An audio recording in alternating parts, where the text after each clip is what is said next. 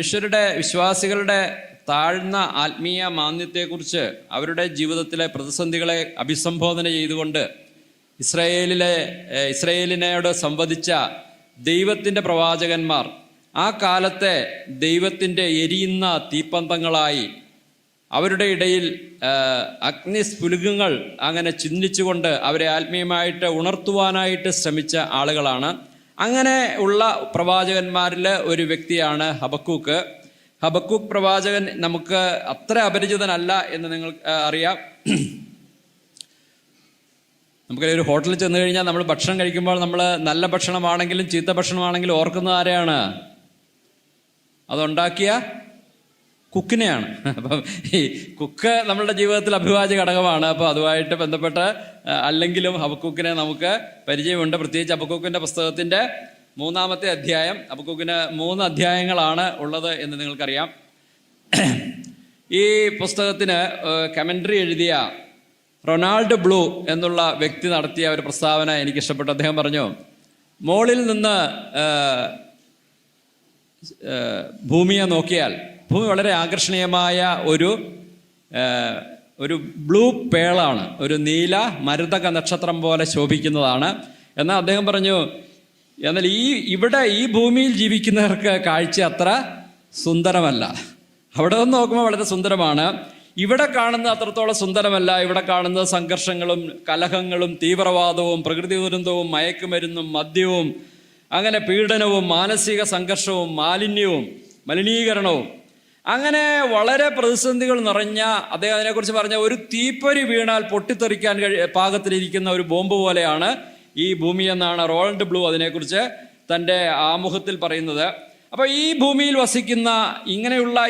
വസിക്കുന്ന ആളുകൾക്ക് ധാരാളം ചോദ്യങ്ങൾ അവരുടെ മനസ്സുകളിൽ ഉയരുന്നതിൽ അതിശയിക്കാനായിട്ടില്ല. ഈ ലോകത്തിലെ ദുഷ്ടത എന്തുകൊണ്ട് എല്ലാ സീമകളും ലംഘിച്ച് അങ്ങനെ ഉയരുന്നു? അതിക്രമങ്ങളും പീഡകളും ഉണ്ടാകുന്നു. എന്തുകൊണ്ട് ദുഷ്ടന്മാർ അഭിവൃദ്ധി പ്രാപിക്കുകയും നീതിമാന്മാർ കഷ്ടപ്പെടുകയും ചെയ്യും? ദൈവം എന്തുകൊണ്ട് ഒന്നും ചെയ്യുന്നില്ല? ദൈവം എന്തുകൊണ്ട് ഇടപെടുന്നില്ല? എന്നാൽ നമ്മൾ സാധാരണ പറയുന്ന പോലെ എന്തുകൊണ്ട്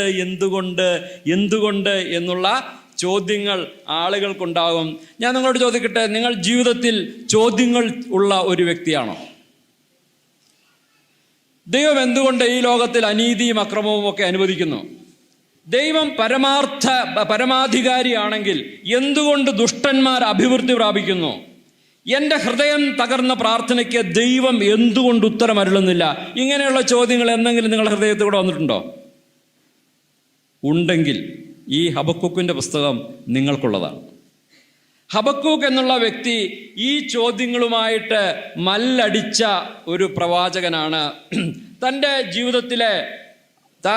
ജീവിതത്തിൽ അഭിമുഖീകരിച്ച പ്രശ്നങ്ങളുമായിട്ട് മല്ലിട്ട് ആ ചോദ്യങ്ങൾ ദൈവസന്നിധിയിൽ കൊണ്ടുചെന്ന് ആ ചോദ്യങ്ങൾക്ക് ദൈവത്തിൻ്റെ കരങ്ങളിൽ നിന്ന് ഉത്തരങ്ങൾ പ്രാപിച്ച് ചെറിയ ഒരു പുസ്തകത്തിൽ അത് നമ്മൾക്ക് വേണ്ടി രേഖപ്പെടുത്തി വെച്ചിട്ടുണ്ട്. അതാണ് നമ്മൾക്കിന്ന് പഠിക്കുവാനായിട്ടുള്ളത്. ഈ പുസ്തകം വളരെ വ്യത്യസ്തമാണ്. എല്ലാ പ്രവാചന പുസ്തകങ്ങളിൽ നിന്ന് വ്യത്യസ്തമായ ഒരു പുസ്തകമാണ് ഹബക്കൂക്കിൻ്റെ പുസ്തകം. എല്ലാ പ്രവചന പുസ്തകങ്ങളിലും ദൈവം ജനത്തോട് നേരിട്ട് അരുളി ചെയ്ത് അവരുടെ പാപത്തെക്കുറിച്ച് പറഞ്ഞ് നിങ്ങളുടെ പാപത്തെ ഞാൻ ന്യായം വിധിക്കുമെന്നുള്ള ന്യായവിധിയുടെ പ്രഖ്യാപനം നടത്തിയപ്പോൾ ഹബക്കൂക്ക് റിവേഴ്സ് ഡയറക്ഷനിലാണ്. ഹബക്കൂക്ക് ദൈവത്തോട് ചോദിക്കുകയാണ്, നീ എന്തുകൊണ്ട് ഇടപെടുന്നില്ല? ഈ അനീതിയും അതിക്രമവും കണ്ടിട്ട് ദൈവമേ, നീ എന്തുകൊണ്ടാണ് ഇടപെടാത്തത്?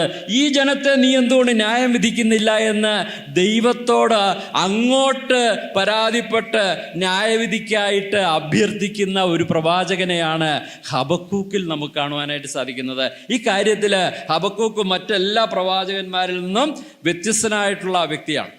ഹബക്കൂക്കിനെ കുറിച്ച് പറയുന്നത് ഈ പേര് തന്നെ വളരെ വളരെ രസകരമായൊരു പേരാണെന്നാണ് പറയുന്നത്. ഹവാക്കൂക്ക് എന്നുള്ള ഈ പേരിന് അതിൻ്റെ ക്രിയയിലെ എബ്രായയിലെ എംബ്രേസ് ചെയ്യുക, ആലിംഗനം ചെയ്യുക എന്നുള്ളതാണ്. അപ്പോൾ ആലിംഗനം ചെയ്യുന്നവൻ എന്നായിരിക്കാം ഇതിൻ്റെ അർത്ഥം. അപ്പോൾ ആരെ ആലിംഗനം ചെയ്യുന്നു എന്നുള്ളതാണ് ചോദ്യം. അപ്പം അതിനെക്കുറിച്ച് ദൈവത്താൽ ആലിംഗനം ചെയ്യപ്പെട്ടവൻ അല്ല. നിങ്ങളതിൻ്റെ 3:19 മുതലുള്ള വാക്യങ്ങൾ വായിച്ചാൽ ദൈവത്തെ ആലിംഗനം ചെയ്ത് ദൈവത്തോട് ചേർന്ന് നിന്ന ഒരു പ്രവാചകൻ, തൻ്റെ പേരിനെ അന്വർത്ഥമാക്കിക്കൊണ്ട് ദൈവത്തോട് ചേർന്ന് നിന്നവൻ. അപ്പം അതാണ് ആ വാക്കിൻ്റെ അർത്ഥം. ആലിംഗനം ചെയ്യുന്നവൻ അല്ലെങ്കിൽ ചേർന്ന് നിൽക്കുക, എംബ്രേസ് ചെയ്യുക എന്നുള്ളതാണ് വാക്കിൻ്റെ അർത്ഥം. ദൈവവുമായിട്ട് ചേർന്ന് നിന്ന് ദൈവം അവനെയും അവൻ ദൈവത്തെയും അങ്ങനെ ചേർത്ത് പിടിച്ചു നിന്നു എന്ന് നമുക്ക് കാണാനായിട്ട് സാധിക്കും. ഇദ്ദേഹത്തെക്കുറിച്ച് നമുക്കറിയാം, ഇദ്ദേഹത്തെക്കുറിച്ച് അധികം വിവരങ്ങളില്ല. ഇദ്ദേഹം ലേവ്യനാണ് എന്നാണ് അദ്ദേഹത്തെക്കുറിച്ച് പറയുന്നത്. കാരണം ഈ 3:19 അദ്ദേഹം സംഗീത പ്രമാണിക്ക് തന്ത്രിനാദത്തോടെ തൻ്റെ ഈ ഗാനോപഹാരം അർപ്പിക്കുകയാണ്. അത് ദേവാലയത്തിലെ ലേവ്യരായ സംഗീത ഉത്തരവാദിത്വമുള്ള ആളുകൾ ചെയ്യുന്ന ഒരു പ്രസ്താവനയാണ് എന്നതുകൊണ്ട് ഇദ്ദേഹം ഒരു ലേവ്യനായിരിക്കാം എന്ന് അദ്ദേഹത്തെക്കുറിച്ച് നമുക്ക് ന്യായമായിട്ട് ചിന്തിക്കാം. അപ്പോൾ ഇദ്ദേഹം ഈ പുസ്തകം എഴുതിയ കാലഘട്ടത്തെക്കുറിച്ച് ഞാൻ ഒരു 20 ആയപ്പോഴാണ് തുടങ്ങിയത്. എനിക്ക് 1 മണിക്കൂറുള്ളൂ, അതുകൊണ്ട് അധികം സമയം മുന്നോട്ട് പോകാനായിട്ട് എനിക്കില്ലെങ്കിൽ അദ്ദേഹം ഈ പുസ്തകം എഴുതിയ കാലഘട്ടത്തെക്കുറിച്ച് ഇത് ഇസ്രായേലിൽ ധാരാളം ദുഷ്ടത നിറഞ്ഞൊരു കാലഘട്ടമാണ്. ഇസ്രായേലൊക്കെ ബാബേൽ പ്രവാസത്തിലേക്ക് പോകുന്നതിന് തൊട്ട് മുമ്പുള്ള കാലമാണെന്ന് നമുക്ക് വായിച്ചാൽ അറിയാം. അപ്പോൾ ഏത് കാലത്ത് എഴുതിയെന്ന് ചോദിച്ചു കഴിഞ്ഞാൽ മനശ്ശെയുടെ കാലത്ത് എഴുതുകയാണ് ഏറ്റവും ഉത്തമം. അല്ലെങ്കിൽ മനശ്ശെയുടെ മകൻ ആമോൻ്റെ കാലത്ത് 686 അല്ലെങ്കിൽ 640 വരെയൊക്കെ എഴുതുകയാണ് നല്ലത്. പക്ഷേ ആ കാലത്തൊരു പ്രശ്നമുണ്ട്. ഈ പുസ്തകത്തിൽ 6-ാമത്തെ വാക്യത്തിൽ കൽദേരെ കുറിച്ച്, ബാബിലോൺ യഹൂദയെ കീഴടക്കുന്നതിനെ കുറിച്ച് പ്രസ്താവനയുണ്ട്.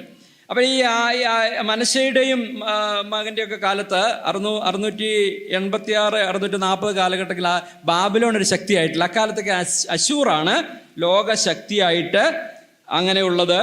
എന്നാൽ 612 ആയപ്പോഴേക്കും നെബൂഖദ്നേസറിന്റെ മുൻഗാമിയായിരുന്ന ബാബേൽ രാജാവായിരുന്ന നെബോപോളേസർ 612 അശൂര് നിനവെ കീഴടക്കി അശൂരിന്റെ രാജാവായി. നിങ്ങൾക്കറിയാം, നിങ്ങളുടെ ബൈബിളിൽ നിങ്ങൾ ഹബക്കൂക്ക് എടുത്തില്ലല്ലേ? ഹബക്കൂക്കിന്റെ തൊട്ടിപ്പുറത്തുള്ള പുസ്തകം ഏതാണ്? നഹൂം പ്രവചിക്കുന്നതിനെ കുറിച്ചാണ്. നിനവയുടെ തകർച്ചയെക്കുറിച്ചാണ്, അശൂരിന്റെ തകർച്ചയെക്കുറിച്ചാണ് നഹൂം പറയുന്നത്. ആ തകർച്ച സംഭവിച്ച കഴിഞ്ഞ കാലത്താണ് ഹബക്കൂക്കിന്റെ പുസ്തകം എന്നുള്ള കാര്യം ആ പ്രവചനം നിവൃത്തിയായ ശേഷമുള്ളതാണ്. ഇപ്പം ദൈവത്തിൻ്റെ വചനത്തിൻ്റെ കൃത്യതയും അല്ല ഈ പുസ്തകമൊക്കെ അറേഞ്ച് ചെയ്തപ്പോൾ അവർ എടുത്ത എഫേർട്ടൊക്കെ നമ്മൾ ചിന്തിച്ചാൽ രസകരമാണ്. അങ്ങനെ 612 അവർ അശൂര് കീഴടങ്ങി, നിനവെ ക്യാപിറ്റലായിട്ടുള്ള നിനവെ അവർ കീഴടക്കി. 605 നെബൂഖദ്നേസർ 605 BC നെബൂഖദ്നേസർ രാജാവ് ബാബേലിൻ്റെ ഭരണസാരഥ്യം ഏറ്റെടുക്കുന്നത് 605 BC. അപ്പോൾ കൽദേര് വരുമെന്നാണ് നെബൂഖദ്നേസർ 605 അധികാരം ഏറ്റെടുത്ത ഉടനെ ലോകശക്തിയായ തങ്ങളുടെ ശാസ്ത്രത്തിൻ്റെ ശക്തി കൊണ്ട് ഇന്നും ലോകത്തെ അതിശയിപ്പിക്കുന്ന ഈജിപ്തിനെ കീഴടക്കി 605 തന്നെ യെരുസലേമിലും ആദ്യത്തെ ഇൻവേഷൻ നടത്തിയതായിട്ട് ചരിത്രത്തിൽ നമുക്ക് കാണാൻ സാധിക്കും. 3 പ്രാവശ്യമായിട്ടാണ് ബാബേൽ ഇൻവേഷൻ നടത്തിയത്. അപ്പോൾ 605 ആയപ്പോഴേക്കും കൽദേർ എത്തിക്കഴിഞ്ഞു. അപ്പോൾ കൽദേർ എത്തുന്നതിന് മുമ്പ് വേണം ഈ പുസ്തകം എഴുതാനായിട്ട്. അതുകൊണ്ട് 605 കൽദേർ നെബൂഖദ്നേസർ ആദ്യമായിട്ട് യെരുസലേമിൽ വരുന്നത്. അപ്പോൾ 609 597 കാലഘട്ടത്തിൽ ആയിരിക്കാം ഈ പുസ്തകം എഴുതിയത് എന്ന് നമുക്ക് ഈ പുസ്തകത്തെക്കുറിച്ച് ചിന്തിക്കാം. 607 BC ഏറ്റവും സേഫ് ആയിട്ടുള്ള പീരീഡ്. കൽദേര് വന്നിട്ടില്ല, എന്നാൽ കൽദേര് ഒരു ശക്തിയായിട്ട് തീർന്ന ഒരു കാലഘട്ടം 607 BC. അന്നത്തെ രാജാവ് യഹോയാക്കീമാണ്. അത് 2 രാജാക്കന്മാരുടെ പുസ്തകം 23-34 വായിച്ചാൽ നിങ്ങൾക്ക് അദ്ദേഹത്തെക്കുറിച്ച് കാണാനായിട്ട് സാധിക്കും. അപ്പം 2 രാജാക്കന്മാർ 23-ാം അധ്യായത്തിൻ്റെ 34 മുതലുള്ള വേദഭാഗവുമായിട്ട് ആ കാലത്തെ രാജാവായ യഹോയാക്കീമിൻ്റെ കാലത്താണ് ഈ പുസ്തകം രചിക്കപ്പെട്ടിരിക്കുന്നതെന്ന് നമുക്ക് കാണാനായിട്ട് സാധിക്കും. നമുക്ക് ഈ പുസ്തകത്തിലേക്ക് വളർന്നാൽ വളരെ ലളിതമാണ് ഈ പുസ്തകം മനസ്സിലാക്കാനായിട്ട്. മറ്റ് പ്രവചന പുസ്തകം പഠിക്കുന്നില്ല അത്ര ബുദ്ധിമുട്ടൊന്നുമില്ല. അതുകൊണ്ട് നിങ്ങൾക്ക് എല്ലാവർക്കും ഈ പുസ്തകം ഇന്ന് ഇവിടെ നിന്ന് പഠിച്ച് പോകുവാനായിട്ട് സാധിക്കത്തക്ക രീതിയിൽ വളരെ സിമ്പിളാണ്. 2 ചോദ്യങ്ങളും അതിൻ്റെ ഉത്തരവുമാണ്. ഹബക്കൂക്കിൻ്റെ 2 ചോദ്യങ്ങളും 3 ഉത്തരവുമാണ്. 3 അധ്യായമാണെന്ന് പറഞ്ഞല്ലോ. 3 കാര്യങ്ങളാണ് 3 അധ്യായത്തിൽ പറയുന്നത്. ഒന്ന്, വിശ്വാസ ജീവിതത്തിൻ്റെ ആകുലതകൾ. വിശ്വാസ ജീവിതത്തിൻ്റെ 3 ഘട്ടങ്ങളാണ് ഈ പുസ്തകത്തിലുള്ളത്. 1-ാമത്തെ അധ്യായത്തിൽ വിശ്വാസ ജീവിതത്തിൻ്റെ ആകുലതയുടെ കാലഘട്ടമാണ്. 2-ാമത്തെ അധ്യായത്തിൽ വിശ്വാസ ജീവിതത്തിലെ ആശ്രയത്തിൻ്റെ കാലഘട്ടമാണ്. 3-ാമത്തെ അധ്യായത്തിൽ വിശ്വാസ ജീവിതത്തിൻ്റെ ആരാധനയുടെയും ആശ്വാസത്തിൻ്റെയും കാലഘട്ടം. വളരെ ലളിതമായിട്ടുള്ള ഒരു ഫ്രെയിം വർക്കാണ് ഈ പുസ്തകത്തിനുള്ളത്. 1-ാം അധ്യായത്തിൽ ആകുലതകൾ, വിശ്വാസിയുടെ ആകുലതകളും, 2-ാം അധ്യായത്തിൽ അവൻ്റെ ദൈവത്തിലുള്ള ആശ്രയവും, 3-ാം അധ്യായത്തിൽ ദൈവാരാധനയുമാണ് രേഖപ്പെടുത്തിയിരിക്കുന്നത്. അപ്പോൾ വളരെ ലളിതമാണ്. നിങ്ങൾക്ക് മനസ്സിലായില്ലേ? 3 അധ്യായങ്ങളുള്ളൂ. ആദ്യത്തെ അധ്യായത്തിൽ നമുക്കൊക്കെ ഉള്ളതുപോലെ ധാരാളം ചോദ്യങ്ങളും ആകുലതകളും. 2-ാം അധ്യായപ്പോഴേക്കും അതെല്ലാം വിട്ട് ദൈവത്തിൽ ആശ്രയിക്കാൻ പഠിച്ച ഒരു വ്യക്തി 3-ാം അധ്യായത്തിൽ പിന്നെയും മേലേക്ക് ഉയർന്ന് സർവത്തെയും നിയന്ത്രിക്കുന്ന ദൈവത്തെ ആരാധിക്കുന്ന, ദൈവത്തിൽ ആശ്വാസം കണ്ടെത്തിയ ഒരു വ്യക്തി. അതാണ് ഈ പുസ്തകത്തിൻ്റെ ഔട്ട്ലൈൻ. സോ നിങ്ങൾക്ക് മനസ്സിലായില്ലേ? വളരെ ലളിതം. 3 അധ്യായം 3 കാര്യങ്ങളാണ് പറഞ്ഞിരിക്കുന്നത്. 1 ആകുലതയും, 1 ആശ്രയവും, 1 ആശ്വാസവും, ആരാധനയും. ശരി, അപ്പം നമുക്ക്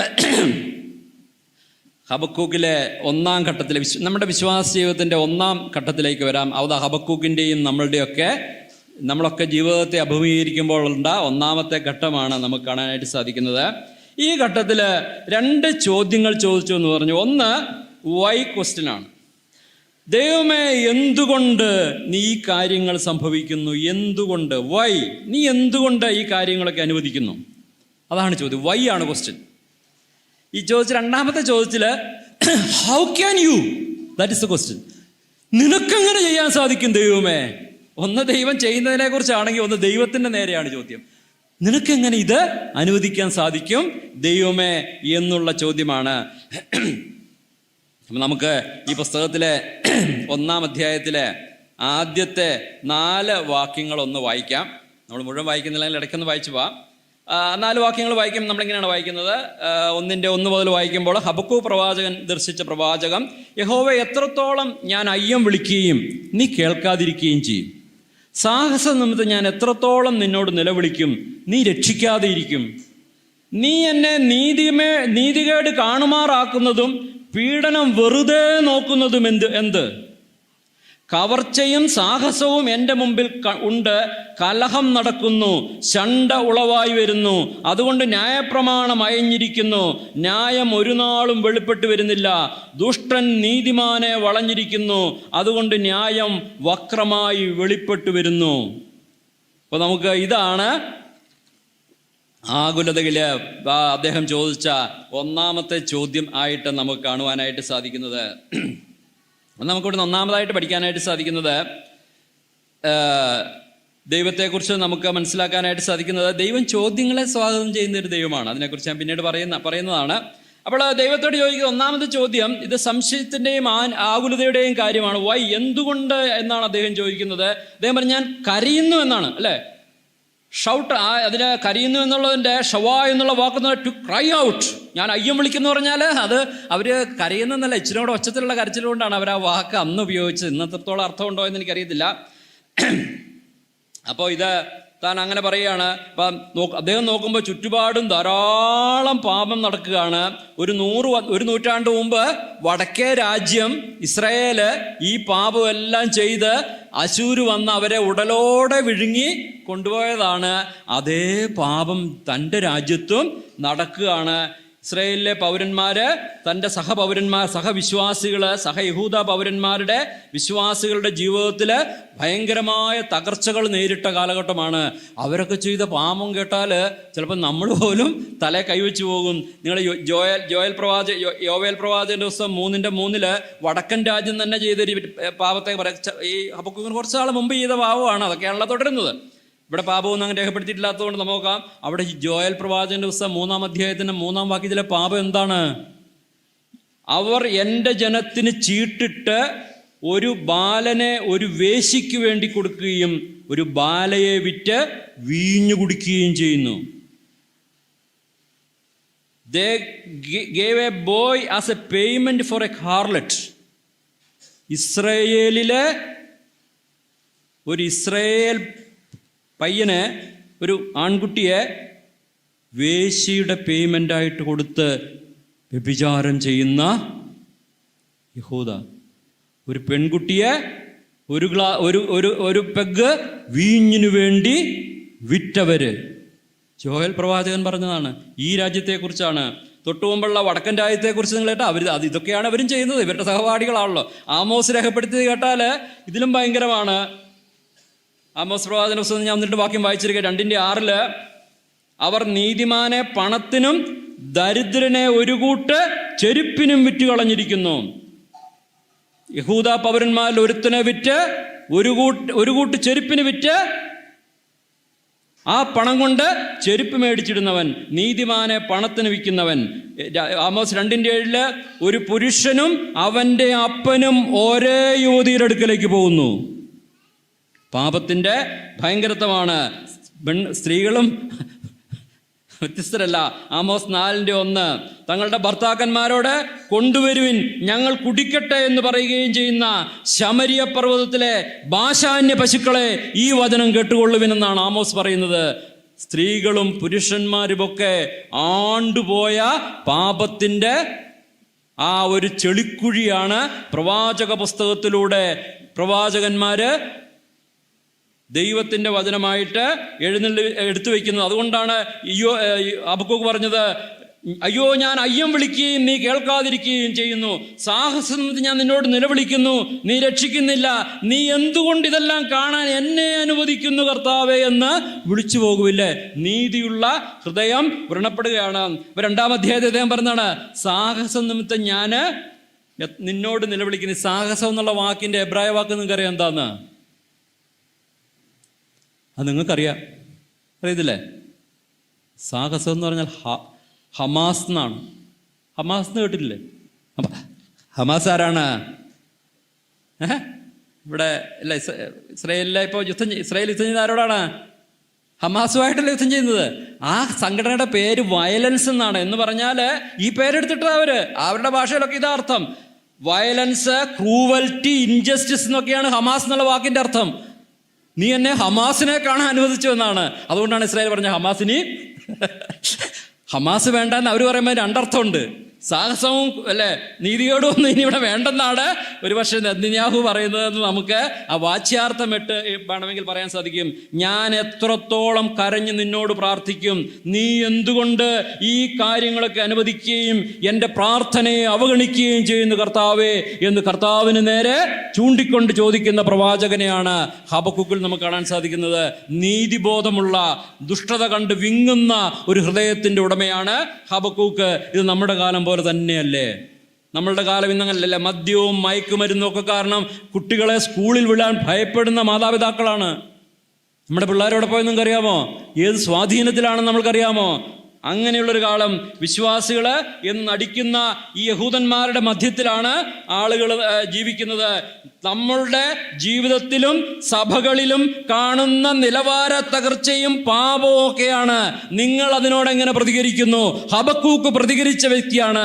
നിങ്ങളുടെ സഭയിലെ നിലവാര തകർച്ചകൾ, അവിടുത്തെ പാപം, പാപത്തെ മൂടിവെക്കുന്ന നേതൃത്വം, അവർക്കെതിരെ നിങ്ങളുടെ നിലപാട് എന്താണ് പ്രിയപ്പെട്ടവരെ? നിങ്ങൾ നിഷ്ക്രിയരായിട്ട് നോക്കി നിൽക്കുകയാണോ? പ്രവാചകൻ അങ്ങനെയായിരുന്നില്ല. അവനതിനെതിരെ പ്രതികരിച്ചവനാണ്. ഈ പുസ്തകം നമ്മളോട് പറയുന്നതാണ്, പാപത്തെ കണ്ടുകൊണ്ടിരിക്കരുത്. പാപം വർദ്ധിച്ച് ആളുകൾ ലോകമയത്വത്തിൽ ജീവിക്കുന്ന ഒരു കാലഘട്ടത്തിലാണ് ഞാനും നിങ്ങളും ജീവിക്കുന്നത്. പണവും ഈ ലോകത്തിൻ്റെ പ്രശസ്തിയുമാണ് വിശ്വാസികളുടെ മുൻഗണന. അല്ലെങ്കിൽ നിങ്ങൾ അവരോട് ചോദിച്ചു നോക്കിക്കൊള്ളുക. ഈ കാലഘട്ടത്തിൽ വെറുതെ നോക്കി നിൽക്കാനായിട്ടല്ല, അതിനെക്കുറിച്ച് ചിന്തിക്കുവാനും അതിനെതിരെ നിലവിളിക്കുവാനുമുള്ള ഉത്തരവാദിത്വം വിശ്വാസികൾക്കുണ്ട്. അക്കാലത്ത് ഹബക്കൂക്കിനത് ചെയ്യുവാനായിട്ട് സാധിച്ചു. നമ്മളുടെ മുമ്പിൽ ഹമാസ് സംഭവിക്കുമ്പോൾ, സാഹസം സംഭവിക്കുമ്പോൾ നമ്മൾ എന്ത് ചെയ്യണം എന്ന് അറിഞ്ഞുകൂടാതെ നിൽക്കുന്നു എങ്കിൽ ഹബക്കൂക്ക് പ്രവാചകൻ നമ്മളോട് അതിനുള്ള വഴി പറഞ്ഞു തരുന്നുണ്ട്. താൻ ചോദിക്കുന്നത് അതാണ്. നീ അല്ലെ, കവർച്ചയും സാഹസവും എൻ്റെ മുമ്പിൽ നടക്കുന്നു, കലഹം നടക്കുന്നു, എന്തുകൊണ്ട്? Y do you ideally look എന്നാണ്. നീ എന്തുകൊണ്ട് ഇത് കണ്ടുകൊണ്ടിരിക്കുന്നു? പീഡനം വെറുതെ നോക്കുന്നു എന്തിനും? 3-ാം അധ്യായത്തിൽ ദൈവത്തോട് ചോദിക്കുകയാണ്, നീ എന്നെ നീതികേട് കാണുമാറാക്കുകയും പീഡനം വെറുതെ നോക്കുകയും ചെയ്യുന്നുണ്ട്. Why do you ideally look at wrong?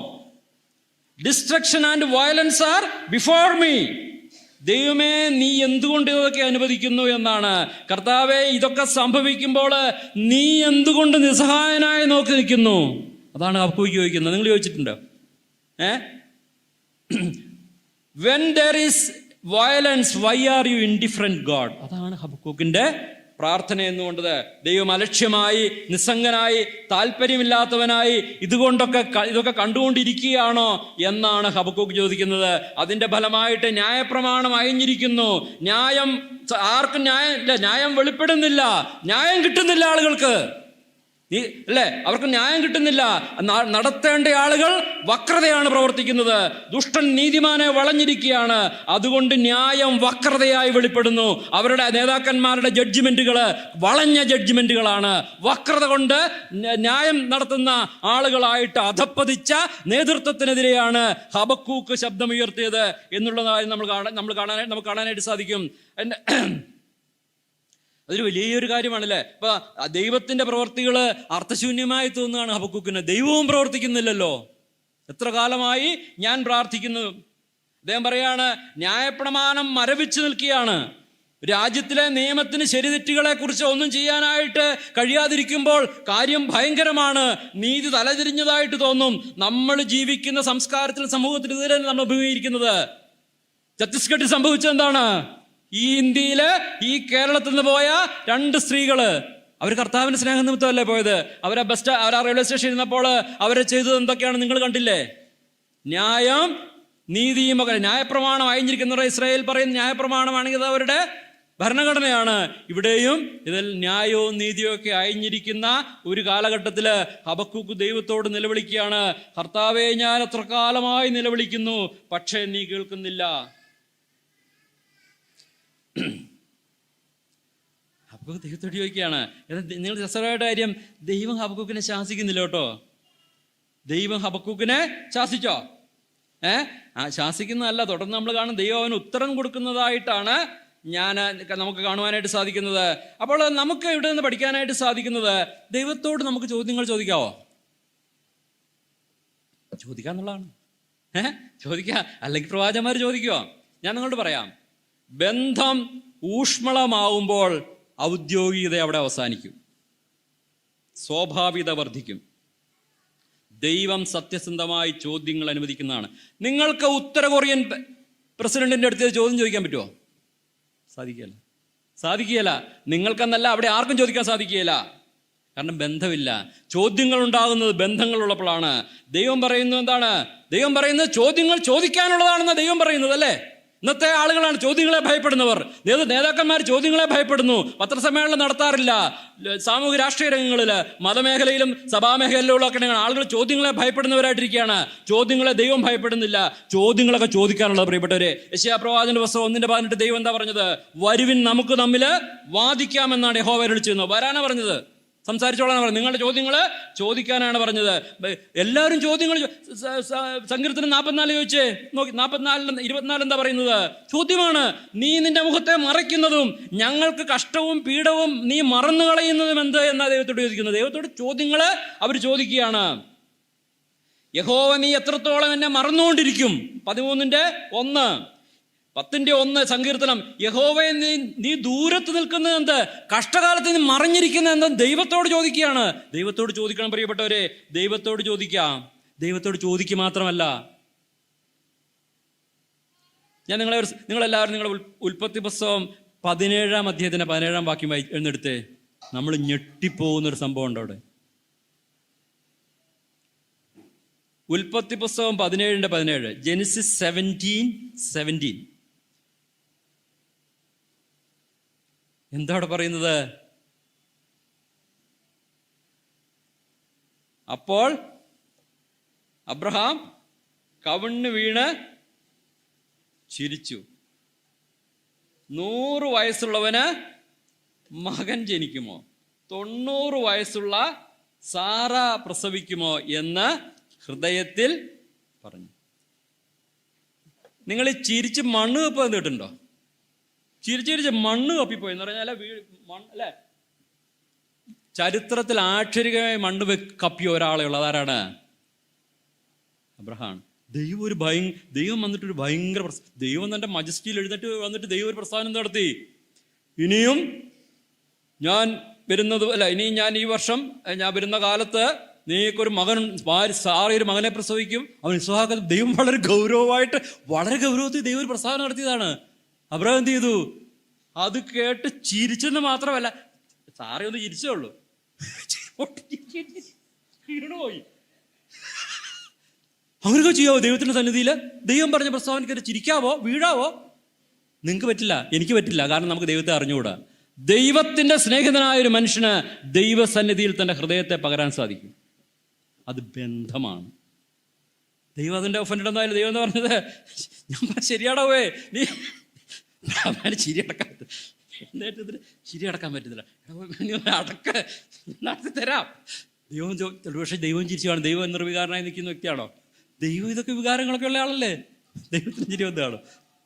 ഇതാണ് ദൈവം അല്ലേ? ഞങ്ങളുടെ ഇവിടെ അല്ലേ? നിങ്ങൾ ദൈവസന്നിധി ചിരിച്ചിട്ടുണ്ടോ? ദൈവം പറയുന്നത് നീ എന്താ കർത്താവ് പറയുന്നത്? കർത്താവിനോട് ചോദിച്ചിട്ടുണ്ടോ? ചോദ്യങ്ങൾ ചോദിക്കണം, മനുഷ്യരോട് ചോദിക്കില്ല കേട്ടോ. നിങ്ങൾക്ക് എന്ത് പരാതികളുണ്ടെയും മനുഷ്യരോട് പറയാൻ പോകരുത്. ഒന്ന് പറഞ്ഞേക്കാ കേൾക്കുന്നില്ല, ഇപ്പം മിണ്ടാണ്ടിരിക്കുക. ചോദ്യങ്ങൾ ദൈവത്തോടും. നിങ്ങളുടെ എക്സ്പ്രഷൻസ് ദൈവസന്നിധി, അത് ബന്ധത്തിൻ്റെ. ദൈവത്തോട് ചിരിക്കുക കാര്യമൊന്നുമല്ല. അങ്ങനെ പറയും കരയണമെന്നൊക്കെ പറയില്ല. ആൾ കരയാൻ പറയില്ല. ഓ ഇത് ഭയങ്കര ഭക്തന്മാരാണെ പറയും നമ്മുടെ ദൈവസന്നിധി കരയണമെന്ന് പറയും. ഇത് ഇയാളെക്കാളും വലിയ ഭക്തൻ, അബ്രഹാനേക്കാളും വലിയ ഭക്തനാരാ ഉള്ളത്? ദൈവത്തോട് കലഹിച്ചവരുണ്ട്, നിങ്ങൾക്കറിയാമോ? കലഹിച്ചാരാണ്? യോന. ദൈവത്തോട് കലഹിച്ച മനുഷ്യന്മാരുണ്ട്. ദൈവം ശാസിച്ചോ? നിങ്ങൾ കണ്ടോ ശാസിച്ചില്ല. അവൻ കലഹിച്ച് അവൻ്റെ കാര്യത്തിന് വേണ്ടിയല്ല. ദൈവത്തിൻ്റെ ജനത്തെ അശൂര് വന്ന നിനവെ നശിച്ചില്ലെങ്കിൽ ഹോശയിൽ പറഞ്ഞിട്ടുണ്ട് അശൂര് വന്ന് കൊണ്ടുപോകുന്നു. അത് തൻ്റെ ജനത്തിന് വേണ്ടിയുള്ള തീക്ഷ്ണ നിമിത്തം അവൻ പറഞ്ഞു ഞാൻ പോകില്ല എന്ന് പറഞ്ഞു. ദൈവത്തിൻ്റെ വചനത്തോട് കലഹിച്ചു നിന്നു. ദൈവം അവനെ പിടിച്ചു വെച്ചാ കത്തിച്ചു കളഞ്ഞോ? ദൈവം എടുക്കുന്ന എൻ്റെ മോനെ ചീത്ത പറയുന്നത് ഞാൻ ശരിയാക്കി തരാം. See, that is what God is. അങ്ങനെയാണ് ദൈവത്തെ അറിയുന്ന ജനം. അല്ലാതെ പിള്ളേരെ പറഞ്ഞതുപോലെ അല്ലേ, ഗൗരവത്തിൽ നിന്ന് ഈ ലാറ്റിൻ പിന്നെ ഗ്രാമർ അത് ഡിക്ലറേഷൻ പറഞ്ഞുകൊണ്ടിരിക്കുന്നതല്ല ഭക്തി എന്ന് പറഞ്ഞാൽ. ഭക്തി എന്ന് പറഞ്ഞാൽ ദൈവസന്നിധിയിൽ നമ്മളുടെ ഹൃദയത്തെ പകരുന്നതാണ്. ദൈവത്തോട് പങ്കുവയ്ക്കാൻ കഴിയാത്ത ഒരു വികാരവും ഒരു മനുഷ്യനുമില്ല. ദൈവത്തിൻ്റെ സന്നിധിയിലാണ് ഇതൊക്കെ ചെയ്യേണ്ടത്. പൗലോസിന് ഒരു ആരോഗ്യ പ്രശ്നം ഉണ്ടായപ്പോൾ പൗലോസ് ആരുടെ പറഞ്ഞേ? പൗലോസിന് 2 കൊരിന്ത്യർ 12:7 ഒരു ഭയങ്കര രോഗം ഉണ്ടായിരുന്നതായിട്ട് ഞാൻ പറയുന്നുണ്ട്.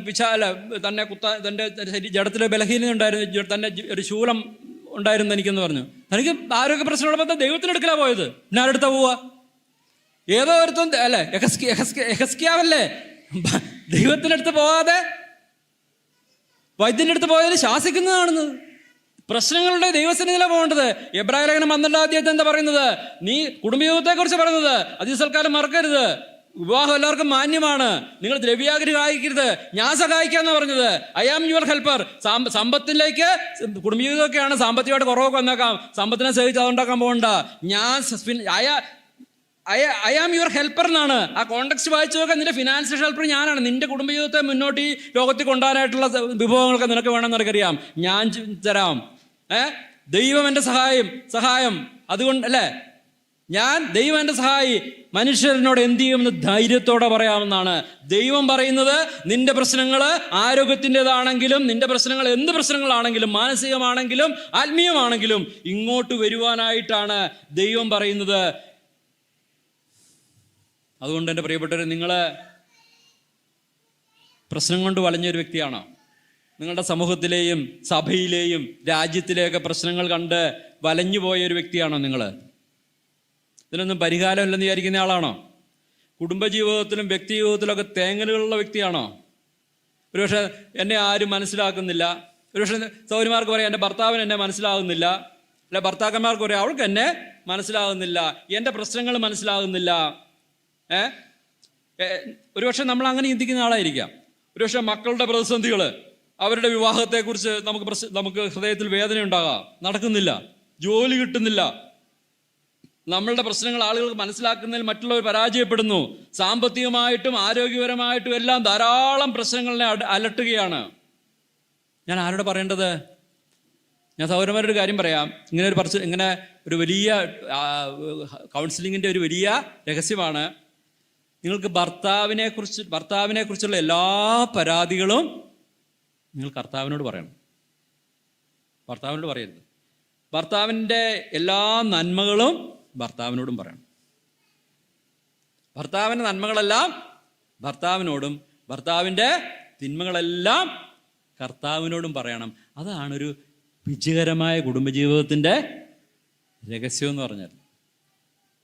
നമുക്കും അത് ബാധകമാണ്, ഭർത്താക്കന്മാർക്കും അത് ബാധകമാണ്.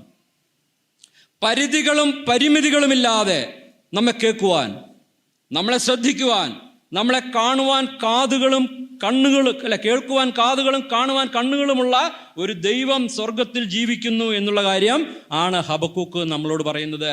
കർത്താവിൻ്റെ വാഗ്ദത്തങ്ങൾ അസംഭവ്യമാണെന്ന് ചിന്തിക്കുന്ന സന്ദർഭങ്ങളിൽ അവൻ്റെ മുമ്പിൽ ചിരിക്കാൻ അബ്രഹാമിനെ പോലെ, ഹൃദയം വിങ്ങുമ്പോൾ അവൻ്റെ മുമ്പിൽ കരയുവാൻ, പ്രാർത്ഥനയ്ക്ക് ഉത്തരം താമസിക്കുമ്പോൾ പരാതി പറയാൻ നമുക്കൊരു ഇടമുണ്ട്. അത് ദൈവത്തിൻ്റെ സന്നിധിയാണ്. അതാണ് പ്രവാചകൻ നമ്മോട് പറയുന്നത്. നിങ്ങൾക്കറിയാമല്ലോ ഈ ദൈവം ആരാ? നമ്മളുടെ പുതിയ നിയമത്തിന്റെ പ്രത്യേകം അറിയാം. പുതിയ നിയമത്തിൽ യേശുക്രിസ്തു ദൈവത്തെ പരിചയപ്പെടുത്താൻ ശ്രമിച്ചത് എങ്ങനെയാണെന്ന് നിങ്ങൾക്കറിയാമോ? യേശുക്രിസ്തു പുതിയ നിയമത്തിലെ പിതാവിനെ വിളിച്ചത് എങ്ങനെയാണ്? ദൈവത്തെ വിളിച്ചത് എങ്ങനെയാണ്? രോമിച്ചന്റെ പേരെന്താ ചോദിച്ചോണ്ടിരിക്കും അല്ലേ? പിതാവെന്നാ വിളിച്ചല്ലേ? പിതാവിനെ വിളിക്കാൻ എന്താ? പിതാവ് എവിടെയുള്ളേ? പിതാവിന് അപ്പൻ എവിടെയുള്ളേ? അപ്പൻ എവിടെ ഇരിക്കുന്നു? അപ്പൻ ഹർമേ, അപ്പൻ വീട്ടിലിരിക്കുന്നു അല്ലേ? ഇതൊരു ഭവനത്തിലെ ബന്ധമാണ്.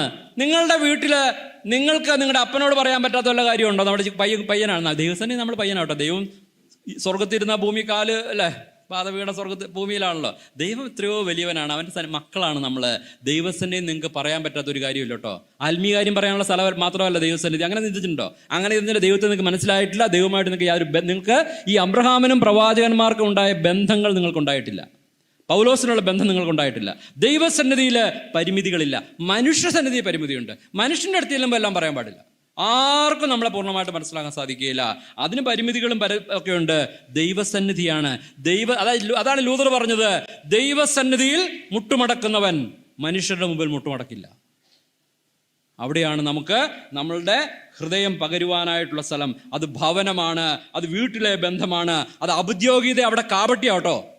നിങ്ങൾ എൻ്റെ ഒരു കാര്യം മറച്ചു വെച്ച് അപ്പൻ്റെ അടുത്ത് പോവുകയാണ്, നിങ്ങൾക്കൊരു പ്രശ്നമുണ്ട്, നിങ്ങൾക്ക് പൈസ വേണം, ആരുടെ അടുത്ത് പോവുക? നിങ്ങൾക്ക് ഡ്രസ്സില്ല, ഡ്രസ്സ് നഷ്ടപ്പെട്ടു, ആരുടെ അടുത്ത് പോവുക? നിങ്ങൾ മറച്ചു വെക്കുന്നുണ്ട്, നിങ്ങൾ കപട വിശ്വാസിയാണ്, നിങ്ങൾ കപടതയാണ്, നിങ്ങൾ ഹിപ്പോക്രാറ്റാണ്. ദൈവസന്നിധിയാണ് നമുക്ക് എല്ലാം പ്രകടിപ്പിക്കാണ്. ദൈവം നിങ്ങളെ മനസ്സിലാക്കും. നിങ്ങൾ കലഹിക്കണം, ലോനെ പോലെ കലഹിക്കാം, അബ്രഹാമിനെ പോലെ ചിരിക്കാം, ഹബക്കൂക്കിനെ പോലെ കരയാം. നമുക്ക് ചോദ്യങ്ങൾ അപ്പോൾ അതിൻ്റെ ഉത്തരം ദൈവം കൊടുത്തതെന്നറിയാമോ? ദൈവം പറഞ്ഞ ഉത്തരമാണ് 5 മുതൽ 11 വരെ നമുക്ക് കാണാനായിട്ട് സാധിക്കുന്നത്. God is at work. അതാണ് അതിൻ്റെ ഉത്തരം. God is at work. ദൈവം പ്രവർത്തിച്ചു കൊണ്ടിരിക്കുന്നു. അതാണ് ഹബക്കൂക്കിന് കൊടുത്ത മറുപടി. 1 മുതൽ വായിച്ചു നോക്കാൻ നമുക്ക് കാണാനായിട്ട് സാധിക്കും. അതാണ് 5ന്റെ ചില ഭാഗങ്ങൾ ഞാൻ വായിച്ചു കേൾപ്പിക്കാം. ജാതികളുടെ ഇടയിൽ ദൃഷ്ടി വെച്ച് നോക്കുവിൻ, ആശ്ചര്യപ്പെട്ട് വിസ്മയിച്ചു പോകുവിൻ. ഞാൻ നിങ്ങളുടെ കാലത്തൊരു പ്രവൃത്തി ചെയ്യും, അത് വിവരിച്ചു കേട്ടാൽ നിങ്ങൾ വിശ്വസിക്കുകയില്ല. ഞാൻ ഉഗ്രതയും വേഗതയുമുള്ള ജാതിയായ കൽദേരെ ഉണർത്തും. ഞാൻ കൽദേരെ, നീ പറഞ്ഞല്ലോ ഇവിടെ അല്ലേ, ഒരു ബാലനെ ഒരു കൂട്ട് ചെരുപ്പിനും ഒരു പെൺകുട്ടിയെ വേശ്യയ്ക്കും വേണ്ടി വിറ്റുകളയുന്ന ഇസ്രായേലിലെ യഹൂദന്മാരെ കുറിച്ച് നീ പരാതി പറഞ്ഞല്ലോ. ഞാൻ അതിന് പ്രതിവിധി കണ്ടിട്ടുണ്ട്.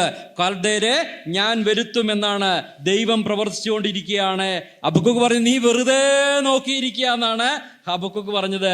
ഹബക്കൂക്കിന് അറിഞ്ഞുകൂടാത്തതുകൊണ്ട് പറഞ്ഞാണ്. ഹബക്കൂക്ക് നാളെ അറിയത്തില്ലല്ലോ, അതുകൊണ്ടാണല്ലോ നമ്മൾ അങ്ങനെയൊക്കെ പറയുന്നത്. കർത്താവിനെ ശാസിക്കല്ലേ പറഞ്ഞു, ഹബക്കൂക്കെ നിനക്കറിയത്തില്ല, ഞാൻ പ്രവർത്തിക്കുന്നവനാണ്. ദൈവം എപ്പോഴും പ്രവർത്തിക്കുന്നവനാണ്. നാം കാണാത്തപ്പോഴും നിങ്ങളുടെ നാളുകളിൽ നിങ്ങൾ വിശ്വസിക്കാത്ത ഒരു പ്രവൃത്തി, നീ സ്വപ്നത്തിൽ കാണാത്ത തരത്തില് ഈ പ്രശ്നത്തെ ഞാൻ പരിഹരിക്കാനായിട്ട് പോവുകയാണ്. ദൈവം നമ്മെ കാണാത്തപ്പോഴും നമുക്ക് ദൈവത്തെ വിശ്വസിക്കാം, ദൈവത്തിൽ ആശ്രയിക്കാം. ദൈവം മറന്നു പോകുന്നില്ല. അവൻ ഉത്തരം തയ്യാറാക്കിക്കൊണ്ടിരിക്കുകയാണ്. എന്താണ് ഉത്തരം? കൽദേരാണ് ഉത്തരം. കൽദേർ എന്ന് പറഞ്ഞാൽ ബാബിലോണാണ്. അവരെ കുറിച്ച് എന്താ പറഞ്ഞത്? അവർ ഭൂമണ്ഡലത്തിൽ ഉടനീളം സഞ്ചരിക്കുന്നു.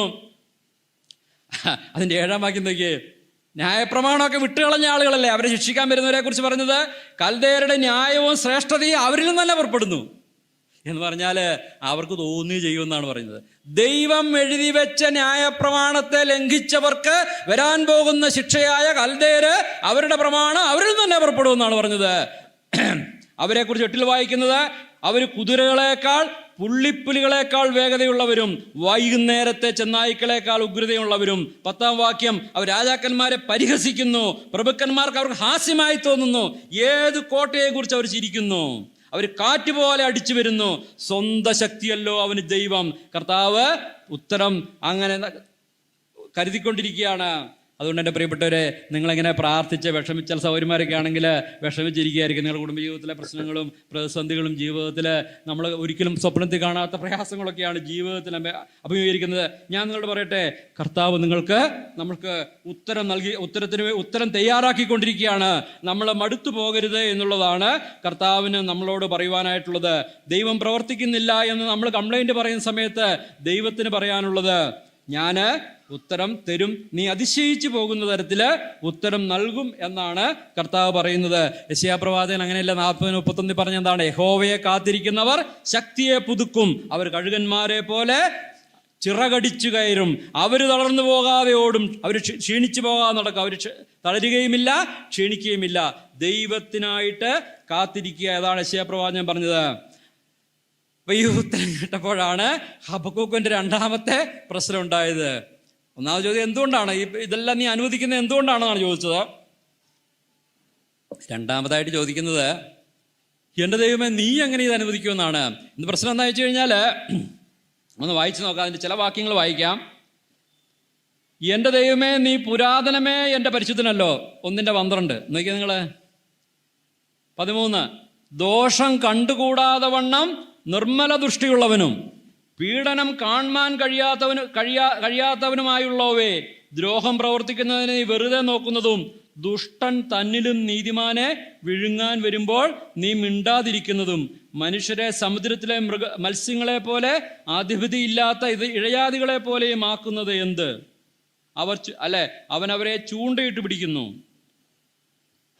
എന്ന് പറഞ്ഞാൽ, കൽദേര വരാൻ പോകുന്ന ദൈവം പറഞ്ഞു, ബാബിലോണിനെ അയക്കാൻ പോകുന്നു പറഞ്ഞു. അപ്പോൾ ഒറ്റ അടിയാണ്, അയ്യോ കർത്താവേ വേണ്ട, ഈ ഉത്തരം വേണ്ട. ആരാണെന്ന് അറിയാം. ആരാണ് കൽദേര? ഞാൻ നേരത്തെ പറഞ്ഞാണ്, അന്നത്തെ ലോകശക്തിയായ അശൂറിനെ അപ്പാടെ വിഴുങ്ങിയവരാണ്. യഹൂദയെ, ഇസ്രായേലിനെ അവിടുന്ന് പിടിച്ചുകൊണ്ട് പോയവരാണ്. അവർ ആളുകളെ സ്കിൻ ചെയ്യുന്നവരാണെന്നാണ് പറയുന്നത്. അവർ കൊടുക്കുന്ന ശിക്ഷ, ഓരോരുത്തർക്കും ഓരോ ശിക്ഷയുണ്ട് ഈ ഓരോ സാമ്രാജ്യങ്ങൾക്ക്. നമ്മളെന്താ ചെയ്യുന്നത്? നമ്മൾക്ക് ബ്രിട്ടീഷുകാരുടെ ശിക്ഷയാണ് തൂക്കിക്കൊല. ഇപ്പം പിന്നെ ആൾക്കൂട്ടക്കൊലയാണ് നമ്മൾ കണ്ടുപിടിച്ചത്. അങ്ങനെ ഓരോ ജനതയ്ക്കും ഓരോ ശിക്ഷാവിധിയുണ്ട്. ഇവർക്ക് സ്കിന്നിങ് ആയിരുന്നു എന്ന് പറഞ്ഞാൽ കുഴപ്പമൊന്നുമില്ല, തെറ്റ് ചെയ്താൽ ഒരു കുഴപ്പമില്ല, കാലും കൈയും പഠിച്ചിട്ട് തൊലി അങ്ങ് പൊളിച്ച് കളയും. ഒരു ഉപദ്രവം ചെയ്യാലോ കേട്ടോ, ഒരു ഉപദ്രവം ചെയ്യാതെ നമ്മുടെ തൊലി അങ്ങ് പൊളിച്ച് കളഞ്ഞ് വെയിലത്തിടുകയുള്ളൂ. കുഴപ്പമില്ല ഉണ്ടോ? അവരെ പരാജയപ്പെടുത്തിയ ബാബിലോണാ വരാൻ പോകുന്നത്. ഇന്നലെ പറഞ്ഞതുപോലെ പട മേടിച്ച് വന്നപ്പോൾ പട പന്തളത്താണ്.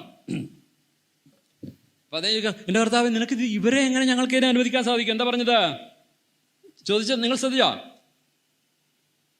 നീ നിർമ്മലനാണ്. 13-ാം വാക്യം, ദുഷ്ടൻ തന്നിലും നീതിമാനായനെ വിഴുങ്ങുന്നത് നീ എങ്ങനെ മിണ്ടാതിരിക്കുന്നത് എന്ന് പറഞ്ഞാൽ എന്താണ്?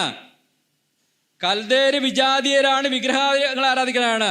അവരുമായിട്ട് താരതമ്യപ്പെടുത്തുമ്പോൾ ഞങ്ങള് നീതിമാന്മാരാ. ഏത് ഈ തെറ്റൊക്കെ ചെയ്ത് നമ്മൾ വായിച്ചല്ലോ എന്ന് പറഞ്ഞാൽ, പണ്ട് നിങ്ങൾ കേട്ടിട്ടില്ലേ? അച്ഛൻ പ്രസംഗിച്ച് കേട്ടിട്ടില്ലേ? അച്ഛൻ്റെ പ്രസംഗം പോലെയാണ്. എന്താ പറഞ്ഞത്? ഇപ്പൊ ചേട്ടൻ ശവോടക്കിന് അച്ഛനോട് എന്താ പറഞ്ഞത്? അച്ഛനോട് പറഞ്ഞു, അച്ഛാ എൻ്റെ അനുജൻ പറഞ്ഞു, അച്ഛാ ഈ അനുജനും ചേട്ടൻ എന്ന് പറഞ്ഞാൽ ആ പ്രദേശം ഒരു പണക്കാരുമാണ്, ഇതുവരെ ഉണ്ടാകാത്ത രീതിയിലുള്ള തെമ്മാടികളുമാണ്, ഭയങ്കര ദുഷ്ടന്മാരാണ്. മരിച്ചപ്പോൾ ചേട്ടൻ മരിച്ചപ്പോൾ അനുജൻ പറഞ്ഞു, അച്ഛാ എൻ്റെ ചേട്ടനെക്കുറിച്ച് എന്തെങ്കിലും നല്ലൊരു വാക്ക് പറയണമെന്ന് പറഞ്ഞു. എന്നാൽ പള്ളിക്ക് ഞാൻ പള്ളിപണി അങ്ങ് ഒരു ഭാഗം അങ്ങ് സ്പോൺസർ ചെയ്തേക്കാന്ന് പറഞ്ഞു. ചെയ്താക്കടാന്ന് പറഞ്ഞു. അച്ഛൻ പ്രസംഗിച്ച് കേട്ടിട്ടില്ല? പല പ്രാവശ്യം നിങ്ങൾ കേട്ടിട്ടുള്ളതാണ് അല്ലേ? അച്ഛൻ പ്രസംഗിച്ചു, ദുഷ്ടതയ്ക്കൊരു പര്യായമുണ്ടെങ്കിൽ ഈ കിടക്കുന്ന മനുഷ്യനാണ് ഈ നാട്ടിലെ മാത്രം, അയൽനാട്ടിലുള്ള ആളുകൾക്കും ഇവിടെ ജീവിക്കാൻ പറ്റാത്ത തരത്തിൽ ദുഷ്ടത പ്രവർത്തിച്ചവനാണ് ഈ കിടക്കുന്നത്. എന്നാൽ ഈ ഇരിക്കുന്ന അനിയനെ വെച്ച് നോക്കുമ്പോൾ ഇയാളൊരു പുണ്യവാളനാണ്, നമുക്ക് വേണമെങ്കിൽ വി എന്ന് വിളിക്കാം എന്നാണ് അച്ഛൻ പറഞ്ഞത്. അത് തന്നെയാണ് ഹബക്കൂക്ക് പറഞ്ഞത്. എന്താണ്? അത് തന്നെ ഹബക്കൂക്ക് പറഞ്ഞത്. എന്താ പറഞ്ഞത്? ദുഷ്ടൻ തന്നിലും നീതിമാനായ എന്ന് പറയാം. അവരുമായിട്ട് ഈ ചേട്ടനുമായിട്ട് ഈ ബാബിലോണുമായിട്ട് കമ്പയർ ചെയ്യുമ്പോൾ ഞങ്ങൾ എത്ര ഭക്തന്മാരാണ്, ഞങ്ങളെയാണോ ഇവരെ കൊണ്ട് ശിക്ഷിക്കുന്നതെന്നാണ് അദ്ദേഹം ചോദിച്ചത്. അദ്ദേഹത്തിന് കാര്യങ്ങൾ മനസ്സിലാകുന്നില്ല എന്നുള്ളതാണ് നമുക്ക് കാണാനായിട്ട് സാധിക്കുന്നത്. വിജാതീയരായിട്ടുള്ള എൻ്റെ പ്രിയപ്പെട്ടവരെ, നമ്മളുടെ പ്രശ്നം എന്ന് പറഞ്ഞാൽ എന്താണ്? ഹബക്കൂക്കിൻ്റെ പ്രശ്നം തന്നെ നമ്മളുടെ പ്രശ്നം എന്താണ്? ഈ പ്രപഞ്ചത്തിലെ സങ്കീർണതകളെ നമുക്ക് മനസ്സിലാകുന്നില്ല. ഒരുപക്ഷെ നാം പ്രാർത്ഥിച്ച ദൈവം തന്ന ഉത്തരങ്ങൾ നമുക്ക് മനസ്സിലായിട്ടില്ല. ഒരുപക്ഷെ നമ്മൾ വിചാരിച്ചതിലെ ജസ്റ്റ് ഓപ്പോസിറ്റ് ആയിരിക്കും ഉത്തരവായിട്ട് കിട്ടിയത്. ദൈവം തന്ന ഉത്തരങ്ങള് പലതും നമുക്ക് മനസ്സിലാകുകയില്ല. അത് പലർക്കും മനസ്സിലായിട്ടില്ല.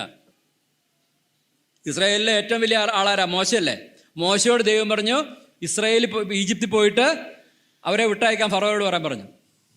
മോശ പേടിച്ചിട്ടൊക്കെയാണ്. അഹ്റോനെ കണ്ടപ്പോൾ ഒരു ധൈര്യം വന്ന് കയറി അങ്ങ് ചോദിച്ചെന്നാണ്, ഈ അടിമകളെ ഇവിടെ വിട്ടയക്കണം, ദൈവത്തെ ആരാധിക്കാനെന്ന് പറഞ്ഞു. നമ്മളെന്താ പിന്നെ വായിക്കുന്നത്? പിന്നെ നമ്മൾ പുറപ്പാട് 5:22-21 വായിക്കുന്നത്, ഫറോ എന്ത് ചെയ്തു? ജനത്തിന്റെ ജീവിതം ദുഷ്കരമാക്കി. അവർക്ക് പിന്നെ വൈക്കോല് കൊടുക്കാതെ അതേ എണ്ണ ഇഷ്ടിക ചുടണമെന്ന് പറഞ്ഞു. ഇല്ലാത്തവരെ അവരുടെ ജീവിതത്തെ കഠിനപ്പെടുത്തി. അപ്പം മോശ കർത്താവിൻ്റെ അടുത്ത് പരാതി പറയാം, നീ എന്താ കർത്താവ് ചെയ്തത്? നീ അവരെ വിട്ടയക്കാന്ന് പറഞ്ഞു. ഇപ്പൊ ഇതാ കാര്യങ്ങൾ അതിനേക്കാട്ടിലും വേഴ്സായിരിക്കുകയാണ്. ദൈവം കൊടുത്ത ഉത്തരം പ്രശ്നത്തെ കഠിനപ്പെടുത്തിയിരിക്കുകയാണ്. അങ്ങനെ സംഭവിച്ച സംഭവങ്ങളുണ്ട്. യിരെമ്യാവിന്റെ പുസ്തകം 12:1 നിങ്ങൾ വായിച്ചാൽ വളരെ രസകരമായ ഒരു ചോദ്യം യിരെമ്യാവിന് പറയാനുള്ളത്. ഒരുപക്ഷെ ചോദിക്കാൻ പറ്റുമോ എന്നുള്ള കാര്യം നമ്മൾ ചിലപ്പോൾ ചിന്തിക്കും. യിരെമ്യാവ് ദൈവത്തോട് ചോദിച്ചെന്താണെന്നറിയാമോ?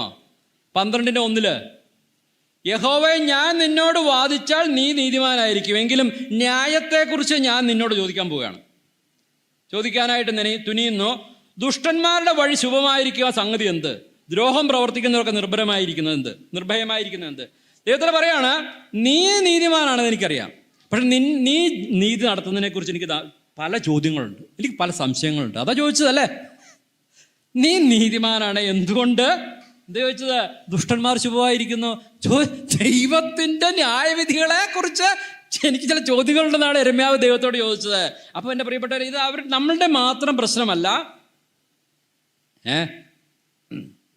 നമുക്ക് ഇതെല്ലാവരുടെയും പ്രശ്നമാണ്. നമുക്ക് ഈ ലോകത്തിലെ കാര്യങ്ങളെ, ഈ ദൈവത്തിൻ്റെ വർക്കിൻ്റെ ടോട്ടാലിറ്റി നമുക്ക് അറിഞ്ഞുകൂടാ. ദൈവരാജ്യമെന്ന് പറയുന്നത് ഒരു വലിയ സംവിധാനമാണ്. ഈ പാപം കൊണ്ട് തകർന്നടിഞ്ഞ ഈ പ്രപഞ്ചത്തിൽ ഇതിൽ നിന്നാണ് ദൈവരാജ്യം ദൈവം ഉണ്ടാക്കാൻ പോകുന്നത്. നിങ്ങൾ ഈ പണ്ടത്തെ അമ്മച്ചിമാർ തൈര് കടയുന്ന കണ്ടിട്ടുണ്ടോ? ഞങ്ങളുടെ വീട്ടിൽ ധാരാളം പശുക്കൾ ഇരുമയൊക്കെ ഉണ്ട്. അപ്പോൾ ഒരു വലിയ കലത്തിനകത്ത് തൈരെടുത്ത് വെച്ചൊരു മത്തം എന്ന് പറയുന്ന സാധനം ഉണ്ട്. അറിയാം, ഇപ്പോഴത്തെ പിള്ളേർക്ക് മത്തം എന്ന് പറയുന്ന സാധനമുണ്ട്, ഒരു മരം കൊണ്ടുള്ള സാധനം. അതിട്ടിട്ട് ഒരു കൊരണ്ടി എടുത്ത് വെച്ചിട്ട് കയറൊക്കെ ഇട്ട് നീടി അങ്ങോട്ട് ഇരുന്നിട്ട് കാപ്പൂടി കഴിഞ്ഞിട്ട് 2 മണിക്കൂർ ഇതാ പരിപാടി. അതിൽ നിന്നാണ് എന്തുണ്ടാകുന്നത്? നെയ്യ്. ഇത് നമുക്കിത് നിരർത്ഥമാണ്. നമ്മൾ ചില പിള്ളേരൊക്കെ കളിക്കാനോ പോകും. പിന്നെ ഇത് കുറേ കഴിയുമ്പോൾ പിന്നെ നടുക്കൊരു സാധനം പൊങ്ങി വരും. അത് തോണ്ടാനായിട്ടാണ് പിള്ളേർ പോകുന്നത്, അല്ലേ? ഇതാണ് ദൈവത്തിന്റെ പരിപാടി എന്ന് പറഞ്ഞാൽ, തൈര് പോലെ തകർന്നടിഞ്ഞ പാപം നിറഞ്ഞ ഈ ലോകത്തിൽ നിന്ന് ദൈവത്തിന്റെ ഭരണത്തെ താറുമാറാക്കിയ പാപം നിറഞ്ഞ ഈ ലോകത്തിൽ നിന്ന് ദൈവഭരണത്തിന്റെ പുനഃസ്ഥാപനം, ഈ പ്രപഞ്ചത്തിന്റെ പുനഃസ്ഥാപനം എന്നുള്ള ദൈവരാജ്യ പരിപാടി ഇത് കടഞ്ഞാണ് എടുക്കുന്നത്. അത് വളരെ ദുഷ്കരമാണ് എന്ന് ഞാൻ നിങ്ങളോട് പറയട്ടെ. അതിനെക്കുറിച്ച് ഞാൻ പിന്നീട് നിങ്ങളോട് പറയാം. അപ്പോൾ നമുക്കത് പലതും, ദൈവത്തിന്റെ വഴികൾ പലതും നമുക്ക് മനസ്സിലായില്ലെന്നിരിക്കും. അതിനെക്കുറിച്ച് എഴുത്തുകാരൻ പറഞ്ഞത്, life is full of unanswered why questions. ജീവിതം മുഴുവൻ ഉത്തരം കിട്ടാത്ത എന്തുകൊണ്ട് എന്നുള്ള ചോദ്യങ്ങളാൽ നിറഞ്ഞതാണ്. അപ്പോൾ അവർ എഴുത്തുകാരനെ കുറിച്ച് പറയുന്നത്, നമ്മുടെ മുമ്പ് 2 ചോദ്യങ്ങളുണ്ട്. 1, ഉത്തരം കിട്ടാത്ത ചോദ്യങ്ങളെ ഓർത്ത് മനസ്സിൽ വിഷമിച്ചിരിക്കാം, എന്തുകൊണ്ട് എന്ന് ചോദിച്ചുകൊണ്ടേയിരിക്കാം. 2, ദൈവം അടിസ്ഥാനപരമായി നല്ലവനാണ്, ആത്യന്തികമായി നന്മയെ ചെയ്യുള്ളൂ എന്ന് ദൈവത്തിൽ വിശ്വസിച്ച് പ്രതികൂല സാഹചര്യങ്ങളിലും നമുക്ക് അവനിൽ ആശ്രയിച്ചിരിക്കാം. ദൈവം ചെയ്യുന്ന പല കാര്യങ്ങളും നമുക്ക് മനസ്സിലാകുകയില്ല. ഇപ്പോൾ നമുക്ക് അതിനെക്കുറിച്ച് ആശങ്കകളുണ്ട്. നമ്മുടെ ജീവിതത്തിൽ സംഭവിച്ച പിന്നെ അപകടങ്ങൾ, നമ്മുടെ ജീവിതത്തിൽ സംബന്ധിച്ച ദുരന്തങ്ങൾ, നമ്മുടെ മക്കളുടെ ജീവിതത്തിൽ സഭയിൽ സംഭവിക്കരുതാത്ത കാര്യങ്ങൾ, ഇങ്ങനെയുള്ള ധാരാളം കാര്യങ്ങളുണ്ടാകും. അതിൻ്റെ എല്ലാം മധ്യത്തിൽ ദൈവം എങ്ങനെയാണ് ഈ പരിപാടിയൊക്കെ ചെയ്തെടുക്കുന്നത് ചോദിച്ചു കഴിഞ്ഞാൽ നമുക്ക് മനസ്സിലാവില്ല. അപ്പം അതിനെക്കുറിച്ച് നമുക്ക് പറയാൻ സാധിക്കുന്നത്, ഒരു കൊച്ച് പൂമ്പാറ്റയെ പിടിക്കാനായിട്ട് പോവുകയാണ്. കൊച്ച് വീട്ടിൽ തുറന്ന ഹൈവേയിലേക്കാണ്. പൂമ്പാറ്റ പറന്നപ്പോൾ കൊച്ച് പൂമ്പാറ്റയെ പിടിക്കാനായിട്ട് ഹൈവേയിലേക്ക് ഓടിയാൽ പിതാവ് എന്ത് ചെയ്യും? കൊച്ചിൻ്റെ കയ്യെ കയറി പിടിക്കും. കൊച്ചെന്താ പറയുന്നത്? രസം കൊല്ലിയായ അപ്പൻ, ഞാൻ ഈ പൂമ്പാറ്റയൊന്ന് പിടിച്ചോട്ടെ, നിങ്ങൾക്ക് എന്താണ്? നമ്മളെന്ത് ചെയ്യും? ചത്ത പൂമ്പാറ്റ എടുത്ത് കാണിച്ചു കൊടുക്കും അല്ലേ? ബസ്സൊക്കെ പോയി കഴിയുമ്പോൾ. അതുപോലെ ദൈവത്തിൻ്റെ കാര്യങ്ങൾ നമുക്ക് മനസ്സിലാകുന്നില്ല. ദൈവത്തെക്കുറിച്ച് പറയുന്നത് God is infinitely superior, infinitely wiser, infinitely sovereign. ദൈവം അനന്തമായി ഉന്നതനും ജ്ഞാനിയും എല്ലാം സർവശക്തനുമാണ്. ഈ കാലത്ത് ഇങ്ങേ തീരത്ത് സംഭവിക്കുന്ന പല കാര്യങ്ങളും നമുക്ക് മോശമാണെന്ന് തോന്നുന്നു. എന്നാൽ ദൈവത്തിന് അങ്ങനെയല്ല. അപ്പോൾ പലതും പല ആശങ്കകളും ആശയക്കുഴപ്പങ്ങളും നമ്മളിൽ ഉണ്ടാക്കും. എന്നാൽ ദൈവത്തിന് നമ്മൾ കാര്യങ്ങൾ നിരർത്ഥകമായി തോന്നുമ്പോഴും അവ പൂർണ്ണമായി അർത്ഥപൂർണ്ണമാണ്. നിങ്ങളുടെ ജീവിതത്തിൽ സംഭവിച്ച ദുരന്തമുണ്ടല്ലോ, നിങ്ങളുടെ നീണ്ടു പോകുന്ന പ്രാർത്ഥനകളുടെ ഉത്തരവുണ്ടല്ലോ, നിങ്ങളുടെ സഭയിലെ പ്രശ്നങ്ങളുണ്ടല്ലോ, ഇതെല്ലാം അർത്ഥപൂർണ്ണമാണ്. ഇതിൻ്റെ മധ്യത്തിലൂടെ തൻ്റെ ഹിതം ചെയ്തെടുക്കുവാനായിട്ട് കഴിയുന്ന സഭയുടെ നാഥനായ ഒരു കർത്താവാണ് നമ്മുടെ കർത്താവ്. കുടുംബങ്ങളുടെ പിതാവായിട്ടുള്ള സകല കുടുംബങ്ങളുടെയും പിതാവായ ദൈവമാണ് നമ്മളുടെ ദൈവം. അതുകൊണ്ട് നമ്മൾ ദൈവത്തിൽ ആശ്രയിച്ചിരിക്കണം. യഹൂദയുടെ ചോദ്യമാണ്, വിജാതിയിൽ എന്തുകൊണ്ട് ശക്തിപ്പെടുന്നു? ദൈവം നല്ലവനും വിശ്വസ്തനുമാണ്. ഇതേ ചോദ്യം ഇന്ത്യയെ നമുക്കും ചോദിക്കാമല്ലോ, ഹിന്ദിയിൽ നമുക്കും ചോദിക്കാമല്ലോ. ദൈവത്തെ ഇവിടെ ഞങ്ങൾ വന്നാൽ ഇന്ന കൂട്ടരെ അനുവദിക്കുകയില്ല എന്ന് 1924 തങ്ങളുടെ മാനിഫെസ്റ്റോയിൽ എഴുതി വെച്ച ആളുകളെ തന്നെ ഈ കാലത്ത് അധികാരത്തിൽ ദൈവം കസേരയിൽ ഇരുത്തിയാൽ അത്യുന്നതനായവൻ മനുഷ്യൻ്റെ ആയത്തിന്മേൽ വാഴുകയും തനിക്ക് ബോധിച്ചവൻ ഏൽപ്പിച്ചു കൊടുക്കുകയും ചെയ്യുന്നത്. ചോദ്യങ്ങൾ ചോദിക്കണ്ട. ദൈവം അറിഞ്ഞുകൊണ്ട് തന്നെയാണ് ഈ ഹീനജാതി അല്ലെങ്കിൽ ഈ വിജാതിയർ ശക്തരാകുന്നത്, ദൈവത്തിൻ്റെ ജനത്തെ തകർക്കുവാൻ ശ്രമിക്കുന്നത്. മാതാപിതാക്കളുടെ ഡിസിപ്ലിൻ മക്കൾക്ക് മനസ്സിലാകില്ല, പ്രത്യേകിച്ച് ടീനേജിൽപ്പെട്ടവർക്ക് ഒട്ടും മനസ്സിലാകില്ല. ഒരുപക്ഷെ നമ്മൾ ആത്മീയമായിട്ട് കുറച്ച് നാളായല്ലോ, അങ്ങോട്ട് മൊബൈൽ ഫോൺ അങ്ങോട്ട് വാങ്ങിച്ചു വന്നാൽ എന്താ, ഞാൻ ഇന്റർനെറ്റ് നോക്കിയാൽ എന്താ, ഭൂമി ഇടിഞ്ഞു വീഴുവോ, എൻ്റെ സൗകര്യം അല്ലേ, എനിക്കെന്നാ ഇവിടെ സ്വാതന്ത്ര്യമൊന്നും ഇല്ലേ, ഇങ്ങനെയൊക്കെയല്ല നിങ്ങൾ കേൾക്കുന്നത്. ഇത് തന്നെ നമ്മൾ ദൈവത്തോടും ചോദിക്കുന്നത്. ഇത് തന്നെയാണ് ആ റോഡിൽ കളിച്ച കൊച്ചു ചോദിച്ചത്. ശരി, അങ്ങനെ പ്രവാചകന്റെ ജീവിതത്തിൽ ധാരാളം ചോദ്യങ്ങൾ ചോദിച്ചു. ദൈവം കൊടുത്ത ഉത്തരങ്ങളൊന്നും അദ്ദേഹത്തിന് മനസ്സിലായില്ല. അങ്ങനെ തുടരുകയാണ്. അപ്പം തൻ്റെ വിശ്വാസ ജീവിതത്തിൻ്റെ ആകുലതയുടെ ഘട്ടമാണ് നമ്മൾ കണ്ടത്. ആശങ്കയുടെ ഘട്ടമാണ് 1-ാമത്തെ അധ്യായമെങ്കിൽ. 2-ാമത്തെ അധ്യായത്തിൽ നമുക്ക് കാണുവാനായിട്ട് സാധിക്കുന്നത് തൻ്റെ ആശ്രയത്തിൻ്റെ ഘട്ടമാണ്.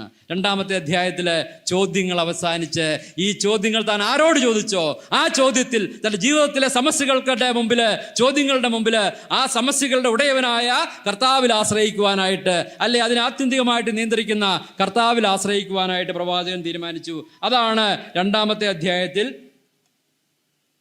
നമുക്ക് കാണുവാനായിട്ട് സാധിക്കുന്നത്. കർത്താവിനോട് പറഞ്ഞു, നമുക്ക് 2-ാം അധ്യായത്തിൻ്റെ 2-3 ഞാൻ വായിക്കാം.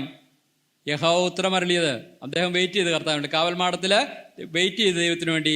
യഹോവ എന്നോട് ഉത്തരം അരുളി ചെയ്തത്, നീ ദർശനം എഴുതുക, ഓടിച്ചു വായിപ്പാൻ തക്കവണ്ണം അത് പലകയിൽ തെളിവായി വരയ്ക്കുക. ദർശനത്തിന് ഒരു അവധി വെച്ചിരിക്കുന്നു, അത് സമാപ്തിയിലേക്ക് ബന്ധപ്പെടുന്നു. സമയം തെറ്റുകയില്ല, അത് വൈകിയാലും അതിനായി കാത്തിരിക്കുക. അത് വരും നിശ്ചയം. അവന്റെ മനസ്സ് അവനിൽ അഹങ്കരിച്ചിരിക്കുന്നു, അത് നീരുള്ളതല്ല.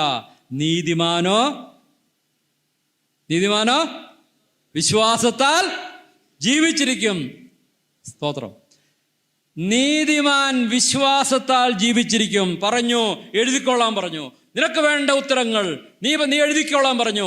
സമാപ്തിയിലേക്ക് ബന്ധപ്പെടുന്ന ദൈവത്തിന്റെ വചനം എഴുതിക്കൊള്ളുക, ആളുകൾ വായിക്കട്ടെ. അത് സമാപ്തി, അത് വേഗം വരും. താമസിക്കുന്നു നിനക്ക് തോന്നിയാലും നീ അതിനായി കാത്തിരിക്കുക. ഇത് തൻ്റെ ആശ്രയത്തിന്റെ കാലഘട്ടമാണ്. അങ്ങനെ ഒരു സ്റ്റേജിലേക്ക്, താൻ ഒരു ഡിപ്രഷനിലേക്ക് പോകാതെ ദൈവാശ്രയമുള്ള, ദൈവത്തിന്റെ വചനത്തിൽ ആശ്രയിക്കുന്ന ഒരു വ്യക്തിയായിട്ട് താൻ തീർന്നതായിട്ട് നമുക്ക് കാണാൻ സാധിക്കും. അതിന്റെ കാരണം ചോദ്യങ്ങൾ ചോദിക്കേണ്ടടുത്ത് ചോദിച്ചതുകൊണ്ടാണ്. പരാതിപ്പെടേണ്ടടുത്ത് പരാതിപ്പെട്ടതുകൊണ്ടാണ്. മനുഷ്യരോടൊന്നും പോയിട്ട് അധികം പരാതിപ്പെട്ട് കാര്യമില്ല കേട്ടോ. ഒന്ന് അവരെ അറിയിച്ചേക്കുക, ദാറ്റ്സ് ഓൾ. നിങ്ങളുടെ ഭർത്താവിനോട് കാര്യം അറിയിക്കുക, സമാധാനമായിട്ട് ഒന്നും പ്രാവശ്യം പറയാം. മനസ്സിലാകുന്നില്ലെങ്കിൽ ഭർത്താവിൻ്റെ കാര്യങ്ങൾ ആരുടെ പറയേണ്ടത്? ഭർത്താവിൻ്റെ പരാതികൾ ആരുടെ പറയേണ്ടത്? കർത്താവിന് പറയും. ഭാര്യയുടെ കാര്യങ്ങൾ ഭാര്യയ്ക്ക് മനസ്സിലാകുന്നില്ലെങ്കിൽ കർത്താവിനോട് പറയാം, അറിയിക്കണം. സഭയിലെ നേതാക്കന്മാരോട് അറിയിക്കുക, അറിയിച്ചേക്കുക. നീതിയൊന്നും വളഞ്ഞ രീതിയിലുള്ള നീതി വരുന്നതെങ്കിൽ വിട്ടേക്കുക, അവരെ വിട്ടേക്കുക. അവർ മനുഷ്യരല്ല, നമ്മളെപ്പോലെ അവർ വീണ ആളുകളാണ്, ജഡത്തിൽ ജീവിക്കുന്ന ആൾ. വിട്ടേക്കുക. രാജ്യത്തിൻ്റെ ഭരണാധികാരികൾ, ജുഡീഷ്യറി വിട്ടേക്കുക, ദൈവത്തിൻ്റെ അടുക്കിലേക്ക് പോകുക. അതാണ്. അപ്പം ഈ ചെയ്യേണ്ടടുത്ത് ചെയ്താലേ ഉത്തരം കിട്ടുള്ളൂ. നമ്മൾ ജീവിതം ഇങ്ങനെ വല്ലാതെ ആയി പോകുന്നത്, നമ്മുടെ സഭാ ജീവിതം, നമ്മുടെ കുടുംബജീവിതം, നമ്മുടെ വ്യക്തി ജീവിതം, നമ്മുടെ സാമൂഹ്യ ജീവിതമൊക്കെ വല്ലാതായി പോകുന്നത് നമ്മൾ ചോദിക്കേണ്ട അടുത്താണ് ചോദിക്കുകയും, ചോദിക്കേണ്ട അടുത്ത സ്ഥലത്ത് ചോദിക്കാതിരിക്കുകയും, ചോദിക്കേണ്ടടുത്ത് ചോദിക്കാതിരിക്കുകയും, ചോദിക്കേണ്ടാത്തടത്ത് ചോദിക്കുകയും ഉത്തരം പ്രതീക്ഷിക്കുകയും ചെയ്യുന്നതുകൊണ്ടാണ്. ഹബക്കൂക്ക് അങ്ങനെ ദൈവത്തിൽ വിശ്വസിച്ച് ജീവിക്കുന്ന ഒരു വ്യക്തിയായി തൻ്റെ വിശ്വാസ ജീവിതത്തിൽ ദൈവത്തിൽ ആശ്രയിക്കുവാനായിട്ടുള്ള തീരുമാനമായിട്ട് താൻ മുന്നോട്ട് വരാനുള്ള കാരണം അതാണ്. ഇങ്ങനെ ഒരു കഥ കേട്ടില്ല നിങ്ങൾ? ചിലപ്പോൾ നിങ്ങൾ കേട്ടായിരിക്കും. ഒരു കപ്പൽ ഇങ്ങനെ ഒരു തുറമുഖത്ത് അടിഞ്ഞിങ്ങനെ തുറമുഖത്തെ നിർത്തി. കുറച്ച് കപ്പൽ സാധനമൊക്കെ ഇറങ്ങാൻ വേണ്ടി മാസങ്ങളെടുത്തു. പിന്നെ അടുത്തതായിട്ട് മാസമൊക്കെ കഴിഞ്ഞ് കാലാവസ്ഥ ശരിയായപ്പോൾ ഓണാക്കാനായിട്ട് സ്റ്റാർട്ടാകുന്നു. പഠിച്ച പണി 18 കഴിഞ്ഞ് 19 നോക്കിയിട്ട് ശരിയാകുന്നില്ല. പിന്നെ അടുത്ത സ്ഥലത്തുള്ള വാർഫിലുള്ള എഞ്ചിനീയർമാരെയും പോർട്ടുള്ള എഞ്ചിനീയർമാരെയൊക്കെ വിളിച്ചു, അവർക്കൊന്നും ശരിയാകുന്നില്ല.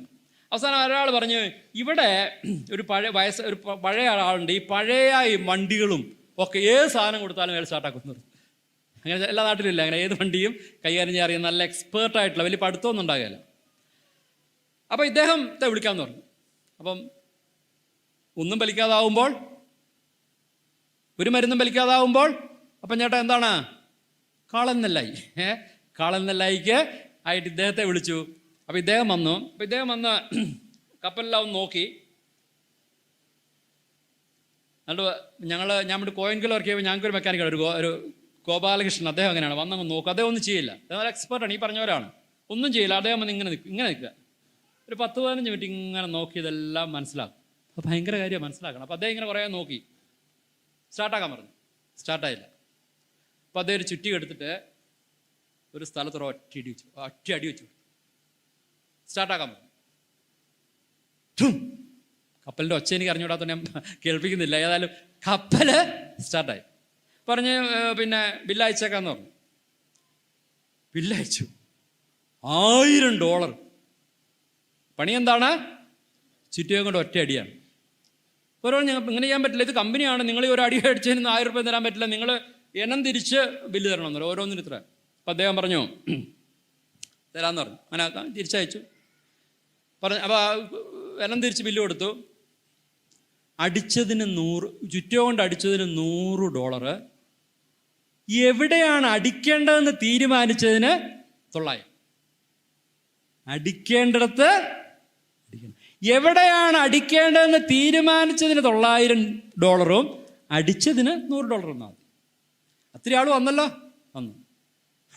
അപ്പം അതുകൊണ്ട് ചോദ്യങ്ങൾ, ഞാൻ പറഞ്ഞത് ചോദ്യങ്ങളാണെങ്കിലും ചോദിക്കേണ്ടിടത്ത് ചോദിക്കാൻ പഠിക്കണം.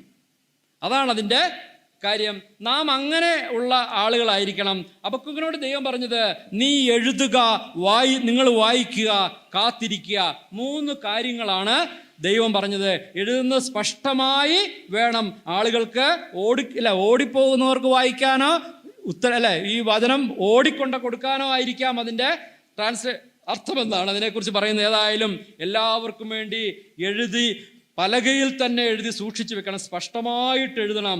ദൈവത്തിൻ്റെ പ്രവചനങ്ങൾ, ദൈവത്തിൻ്റെ വാഗ്ദത്തങ്ങൾ, ദൈവം ചെയ്യാൻ പോകുന്ന പ്രവചനങ്ങളാണ്. അവ നിവൃത്തിയിലേക്ക് ബന്ധപ്പെടുകയാണ്. താമസിക്കുന്ന തോന്നുന്നുണ്ട് അല്ലേ? തോന്നില്ല താമസിക്കുന്നെന്ന്? വേണ്ടോ? താമസിക്കുന്നു തോന്നിയാലും അതിനായി കാത്തിരിക്കുക, അത് വരും. ദൈവത്തിൻ്റെ നിശ്ചയമാണ്. അതുകൊണ്ട് ഞാൻ നിങ്ങളോട് പറഞ്ഞല്ലോ, ഈ മഹാപ്രപഞ്ചത്തിൻ്റെ പുനഃസൃഷ്ടിയാണ് ദൈവം ചെയ്യുന്നത്. അതിന് സമയമെടുക്കില്ലേ? കർത്താവിൻ്റെ വരവതിൻ്റെ സമാപ്തിയല്ല. അതിനെക്കുറിച്ച് ഇങ്ങനെ പറയും, Rome was not built in a day എന്ന് പറയാറില്ലേ? Rome was not built in a day. Rome ഒരു ദിവസം കൊണ്ടല്ല പണിയപ്പെട്ടതെന്ന് പറയാമെങ്കിൽ ഈ ദൈവരാജ്യം ഒരു ദിവസം കൊണ്ട് പണിയപ്പെടാൻ പറ്റുമോ? അപ്പോൾ ഈ പ്രപഞ്ചത്തെക്കുറിച്ച് നമുക്ക് മനസ്സിലാക്കാൻ സാധിക്കുന്നത്, നീതിമാൻ ഈ ദൈവത്തിൻ്റെ ഈ പ്രപഞ്ചത്തിൻ്റെ പുനർസൃഷ്ടി ദൈവം ചെയ്യുന്ന കാലത്ത് നീതിമാൻ എന്ത് ചെയ്യണം? വിശ്വാസത്താൽ ജീവിക്കണം. എബ്രായ ലേഖനത്തിൽ ഇത് തന്നെ കോട്ട് ചെയ്തിരിക്കുന്നത്. അവിടെ രക്ഷിക്കപ്പെടാൻ വേണ്ടി പറഞ്ഞില്ല. റോമാലേഖനത്തിലും ഗലാത്യ ലേഖനത്തിലും രക്ഷയ്ക്കായിട്ട് പറഞ്ഞെങ്കിൽ, എബ്രായ ലേഖനത്തിൽ ഈ 10-ാം അധ്യായം 37-ാം വാക്യത്തിൽ പറഞ്ഞിരിക്കുന്നത്, ഇനി എത്ര കാലം കഴിഞ്ഞിട്ട്, എത്രയും അല്പകാലം കഴിഞ്ഞിട്ട് അവൻ വരും താമസിക്കുകയില്ല, എന്നാൽ എൻ്റെ നീതിമാൻ വിശ്വാസി ജീവിക്കും. പിന്മാറുന്നെങ്കിലോ അവൻ എനിക്ക് പ്രസാദം. വിശ്വാസത്താൽ രക്ഷിക്കപ്പെടുന്നതിനെ കുറിച്ച് അല്ല എബ്രായത്തിൽ പറയുന്നത്, വിശ്വാസത്തിൽ ജീവിക്കുന്നതിനെ കുറിച്ചാണ്. നാം രക്ഷിക്കപ്പെട്ടത് വിശ്വാസത്താലാണെങ്കിൽ ജീവിക്കേണ്ടത് കാഴ്ചയാലല്ല. കർത്താവിൽ വിശ്വസിച്ചാണ് രക്ഷിക്കപ്പെട്ടതെങ്കിൽ, അത് മാത്രമാണ് രക്ഷയ്ക്ക് ആധാരമെങ്കിൽ, തുടർന്നുള്ള ജീവിതവും അവിശ്വാസത്താൽ അല്ല ജീവിക്കേണ്ടത്, വിശ്വാസത്താലാണ് ജീവിക്കേണ്ടത്. ദൈവം അതാണ് നമ്മളോട് പറയുന്നത്. ദൈവത്തിൻ്റെ പരിപാടികൾ ഒരു രാത്രി കൊണ്ട് ദൈവം നിവർത്തിച്ചെടുക്കുവാനായിട്ട് തീരുമാനിച്ചിട്ടില്ല. ഒരു വിശ്വാസിയുടെ പ്രയാസങ്ങളുടെയും പ്രതിസന്ധികളുടെയും മധ്യത്തിൽ അവനെങ്ങനെ ജീവിക്കണമെന്നാണ്. ഈ താമസങ്ങളുടെ മധ്യത്തിൽ കർത്താവിൽ ആശ്രയിച്ച് ജീവിക്കണം. 2 കൊരിന്ത്യർ 5-ാം അധ്യായത്തിൻ്റെ 7-ാം വാക്യം പറയുന്ന പോലെ, കാഴ്ചയാലല്ല വിശ്വാസികൾ വിശ്വാസത്താൽ തന്നെയാണ് ജീവിതം വയ്ക്കുക. അത് മിഷണറിമാർ ജീവിക്കേണ്ട, കർത്താവിൻ്റെ വേലക്കാർ ജീവിക്കേണ്ട ജീവിതമല്ല. നിങ്ങൾ വിശ്വാസിയാണെങ്കിൽ നമ്മളെല്ലാവരും വിശ്വാസത്താൽ ജീവിക്കണം. അങ്ങനെയാണ് ദൈവത്തിൻ്റെ വചനം നമ്മോട് പറയുന്നത്. ജീവിതം സങ്കീർണമാണ്. ദൈവത്തിൻ്റെ വചനത്തിൽ നമ്മോട് പറയാനുള്ളത്, പലപ്പോഴും ഉത്തരങ്ങൾ ലളിതമല്ല. ദൈവത്തിൽ ആശ്രയിക്കുന്നത് ബുദ്ധിമുട്ടാകുന്ന സാഹചര്യങ്ങളുണ്ടായിരിക്കും. എന്നാലും കർത്താവെ എനിക്ക് മനസ്സിലാകുന്നില്ല, എന്നാലും ഞാൻ നിന്നിൽ ആശ്രയിക്കുന്നുവെന്ന് കർത്താവിനോട് പറഞ്ഞ് കർത്താവിൻ്റെ വചനത്തിൻ്റെ നിവൃത്തിക്കായിട്ട് നിത്യതയ്ക്ക് വേണ്ടി വെയിറ്റ് ചെയ്യുന്ന കർത്താവിൻ്റെ ആളുകളായിട്ട് നമ്മൾ ജീവിക്കണം. പല കാര്യങ്ങളും പറയാൻ നമുക്ക് മനസ്സിലാകുന്നില്ല. അതൊക്കെ ദൈവത്തോട് പറയുവാൻ കഴിയും. ദൈവം അവയൊക്കെയും കൈകാര്യം ചെയ്യും ദൈവമാണ്. ദൈവം അവരോട് പറയുന്നത് എന്താണ്? ദൈവം ഹബക്കൂക്കിനോട് പറയുന്നത്, ഹബക്കൂക്ക് ഞാൻ ചെയ്യും, നീ പറയുന്ന കൽദയരെയും ന്യായം വിധിക്കാൻ എനിക്കറിയാം. 2-ാം അധ്യായത്തിൻ്റെ 12-ാം അധ്യായത്തിൽ 11-ാം അധ്യായം വായിച്ചു നോക്കിയാൽ 12-ാം അധ്യായത്തിൽ പറയുന്നത് എന്താണ്? രക്തപാതകം കൊണ്ട് പട്ടണം പണിയുകയും നീതികേട് കൊണ്ട് നഗരം സ്ഥാപിക്കുകയും ചെയ്യുന്നവൻ അയ്യോ കഷ്ടം. ചുവരിൽ നിന്ന് കല്ല് നിലവിളിക്കുകയും മരപ്പണിയിൽ നിന്ന് തുലാമുത്രം പറയുകയും ചെയ്യും. ദൈവം പറഞ്ഞ്, ന്യായവിധിക്കാൻ ഞാൻ ഭൂമിയെ വിളിക്കുമ്പോൾ നീ ചെയ്ത സകല നീതികേടുകളും എൻ്റെ മുമ്പിൽ വെച്ച് എണ്ണി നിന്നെ കൊണ്ട് ഞാൻ ഉത്തരം പറയിക്കും. നീ നീതികേട് കൊണ്ട് സ്ഥാപിച്ച പണിത വീടുണ്ടല്ലോ, അതിൻ്റെ ഇഷ്ടിക നിനക്കെതിരെ നിലവിളിക്കും, അതിൻ്റെ തുലാം നിനക്കെതിരെ സാക്ഷി പറയുമെന്നാണ്. ദൈവത്തിൻ്റെ സന്നിധിയിൽ പാപം ചെയ്തിട്ട് രക്ഷപ്പെടാമെന്ന് ആരും വിചാരിക്കരുത്. കൽദേരും രക്ഷപ്പെടാൻ സാധിക്കില്ല. നിങ്ങൾ അതിൻ്റെ 16-ാം വാക്യം വായിച്ചു നോക്കിയേ. അത് നമുക്ക് പരിചയമുള്ള ഒരു വാക്യമാണ് പുതിയ നിയമത്തിൽ. എന്താണ്? ദൈവത്തിൻ്റെ ക്രോധത്തിൻ്റെ വീഞ്ഞ് നിറഞ്ഞിരിക്കുന്നു, യഹോവയുടെ കയ്യിലെ പാനപാത്രം നിന്റെ അടുക്കൽ വരും. നമ്മൾ വെളിപ്പാട് ദിവസം 14-10 വായിക്കുകയാണല്ലേ. ദൈവക്രോധത്തിൻ്റെ കലർപ്പില്ലാതെ പകർന്നിരിക്കുന്ന ക്രോധമദ്യം നീ കുടിക്കേണ്ടി വരുമെന്ന് വെളിപ്പാട് പുസ്തകത്തിൽ ദൈവത്തിൻ്റെ ന്യായവിധിയെക്കുറിച്ച് ദൈവം പറഞ്ഞ അതേ കാര്യങ്ങൾ തന്നെയാണ് ഇവിടെയും രേഖപ്പെടുത്തിയിരിക്കുന്നത് നമുക്ക് കാണാനായിട്ട് സാധിക്കും. അതുകൊണ്ട് ദൈവം പറയുന്നതാണ്, 2-ാം അധ്യായത്തിൽ പറയുന്നത്, കർത്താവ് പറയും, ഞാൻ ഇതിനെല്ലാം സമാപ്തിയിലേക്ക് വരുത്തും, നീ വെയിറ്റ് ചെയ്യുക. എൻ്റെ പ്രവചനത്തിൻ്റെ നിവൃത്തിക്കായി എൻ്റെ പുത്രൻ വന്ന് ഈ ലോകത്തെ നീതിയെ പുനഃസ്ഥാപിക്കുന്ന, ലോകത്തെ നീതിയിൽ ന്യായം വിധിച്ച് തകർന്നടിഞ്ഞ ഈ ഭൂമിയിൽ 19 നിങ്ങൾ ഹോശയുടെ പുസ്തകം 2:14 വായിച്ചു നോക്കി. ഒരുപക്ഷെ ഹോശയിലെ ഏറ്റവും മനോഹരമായ വാക്യമാണ് ഹോശയുടെ പുസ്തകം 2-ാം അധ്യായത്തിൻ്റെ 14-ാം വാക്യം. എന്താണ്? വെള്ളം സമുദ്രത്തിൽ നിറഞ്ഞിരിക്കുന്നത് പോലെ ഭൂമി യഹോവയുടെ പരിജ്ഞാനത്താൽ പൂർണ്ണമാകും. There shall be filled with the knowledge of the glory of the Lord as the waters covers the sea. ഇംഗ്ലീഷിൽ ഒരു പാട്ടുണ്ട്, അതേ വാക്യം തന്നെയാണ്. സമുദ്രം നീ അനീതി കൊണ്ട് നിറച്ച ഈ ഭൂമിയെ വീണ്ടെടുത്ത് ഇതിനെ യഹോവയുടെ ജ്ഞാനം കൊണ്ട് നിറയ്ക്കാൻ സാധിക്കും. യെശയ്യാവ് 11:9 വായിച്ചാൽ അത് സഹസ്രാബ്ദ വാഴ്ചയെക്കുറിച്ചാണ് അവിടെ പറയുന്നത്. അല്ലേ? അതേ വാക്യം യെശയ്യാ 11:15 മുമ്പിൽ പറഞ്ഞിട്ടുണ്ട്, ചെന്നായി കുഞ്ഞാടുകളുടെ മേയും എന്നൊക്കെ പറഞ്ഞ്. നീ തകർത്ത ഈ ഭൂമിയെ പുനഃസ്ഥാപിക്കാൻ എനിക്കറിയാം. അതല്ല എൻ്റെ പരിപാടി. അതിൻ്റെ അപ്പുറത്തേക്ക്, അതിൻ്റെ ശേഷം അല്ലെ, പുതിയ ആകാശവും പുതിയ ഭൂമിയും, അങ്ങനെ ഒരു കാലത്തിലേക്ക് ഈ ഭൂമിയെ നയിക്കാൻ കഴിയുന്ന എനിക്ക് വേണ്ടി നീ വെയിറ്റ് ചെയ്യണം. നമ്മൾ പറയും ഒത്തിരി കാലമായെന്ന്. ഈ ഒത്തിരി കാലം എത്രയായി? മറ്റവർക്കല്ലേ ഒത്തിരി കാലം, കഴിഞ്ഞ തലമുറക്കല്ല. നമുക്ക് എത്ര വർഷമായി ഇപ്പോൾ? 40-45 വർഷം അല്ലെ, 10 വർഷമൊക്കെ അല്ലേ ഉള്ളൂ. മടുത്തു പോയോ? നമ്മുടെ കാലഘട്ടത്തിൽ ഇതൊരു കഠിനമായ, ഞങ്ങൾ പറഞ്ഞല്ല, ഈ പ്രപഞ്ചത്തിന്റെ പുനഃസ്ഥാപനം എന്നുള്ളത് വളരെ കഠിനമാണ്. നമ്മൾ ആലോചിച്ച് നോക്കിയേ, സാക്ഷാൽ ത്രിത്വത്തിലെ രണ്ടാമന്റെ കയ്യിലും കാലിലും ആണിയടിച്ചെന്തിനാ? ഈ ഭൂമിയുടെ വീണ്ടെടുപ്പ് ഒരു ദിവസം കൊണ്ട് നടക്കുന്നതാണ്. സാക്ഷാൽ പുത്രൻ തമ്പുരാൻ മനുഷ്യനായി വന്ന് കയ്യിലും കാലിലും ആണികളേറ്റ് മനുഷ്യരെ അടിച്ച് തുപ്പി മനുഷ്യനല്ല എന്ന് തോന്നത്തക്ക രീതിയിൽ അവനെ വശപ്പെടുത്തി, അല്ലെ, മനുഷ്യനല്ല എന്ന് തോന്നത്തക്കവണ്ണം ആക്കത്തക്കവണ്ണം ഈ ലോകത്തിന്റെ പുനഃസ്ഥാപനം, ദൈവരാജ്യത്തിന്റെ സ്ഥാപനം എന്ന് പറഞ്ഞാൽ അനേക കഠിനമായ സാഹചര്യങ്ങൾ കടന്നു പോകേണ്ടി വരും. അതിൻ്റെ ഭാഗമായിട്ടാണ് എൻ്റെയും നിങ്ങളുടെയും ജീവിതത്തിലെ ഉത്തരമില്ലാത്ത ചോദ്യങ്ങൾ, നമ്മുടെ ജീവിതത്തിലെ പ്രതിസന്ധികൾ, നമ്മുടെ മക്കളുടെ ജീവിതത്തിലെ പ്രതിസന്ധികൾ, അവരുടെ കുടുംബജീവിതത്തിലെ പ്രതിസന്ധികൾ, അവരുടെ ജോലിസ്ഥലത്തെ പ്രതിസന്ധികൾ, നമ്മുടെ രാഷ്ട്രീയ മേഖലയിലെ പ്രതിസന്ധികൾ. ഇത് എളുപ്പമുള്ള കാര്യമല്ല. അതിൻ്റെ നായകന് അത് എളുപ്പമല്ലെങ്കിൽ നമ്മുടെ ജീവിതത്തിൽ എങ്ങനെ? ഇനിയും ജീവിതത്തിൽ എത്രയെല്ലാം രംഗങ്ങൾ വരാനായിട്ട് പോകുന്നു. ദൈവരാജ്യത്തിൻ്റെ പണിയുടെ അതിൻ്റെ പ്രസന്റ് ഘട്ടമാണ് 21 ഈ മാസത്തിൽ ഈ ദിവസം നടക്കുന്നത്. അതിൻ്റെ ഇപ്പോഴത്തെ പ്രസന്റ് അവസരമാണ് നടക്കുന്നത്. നമുക്കറിയാം, ഒരു വയലിൻ പണിയുന്ന ആശാരിയുടെ വർക്ക്ഷോപ്പിൽ ചെന്നാൽ എന്തോ കാണാൻ സാധിക്കും? വയലിൻ അറിയാമല്ലേ? കുട്ടി സാറിനൊക്കെ അങ്ങനെ വളരെ ശ്രുതിമരണമായിട്ട് ഇങ്ങനെ പാടുന്നിട്ടില്ല. അപ്പോൾ പിന്നെ അത് പണിയുമ്പോൾ പണിക്കാരൻ്റെ പോയി ചെന്ന് കഴിഞ്ഞാൽ അയാൾ ഒരു കഷ്ടം അവിടെ കിടക്കുന്നു, ഒരു കഷ്ടം ഇവിടെ കിടക്കുന്നു. ഇതിനൊക്കെ അർത്ഥം എന്ത്?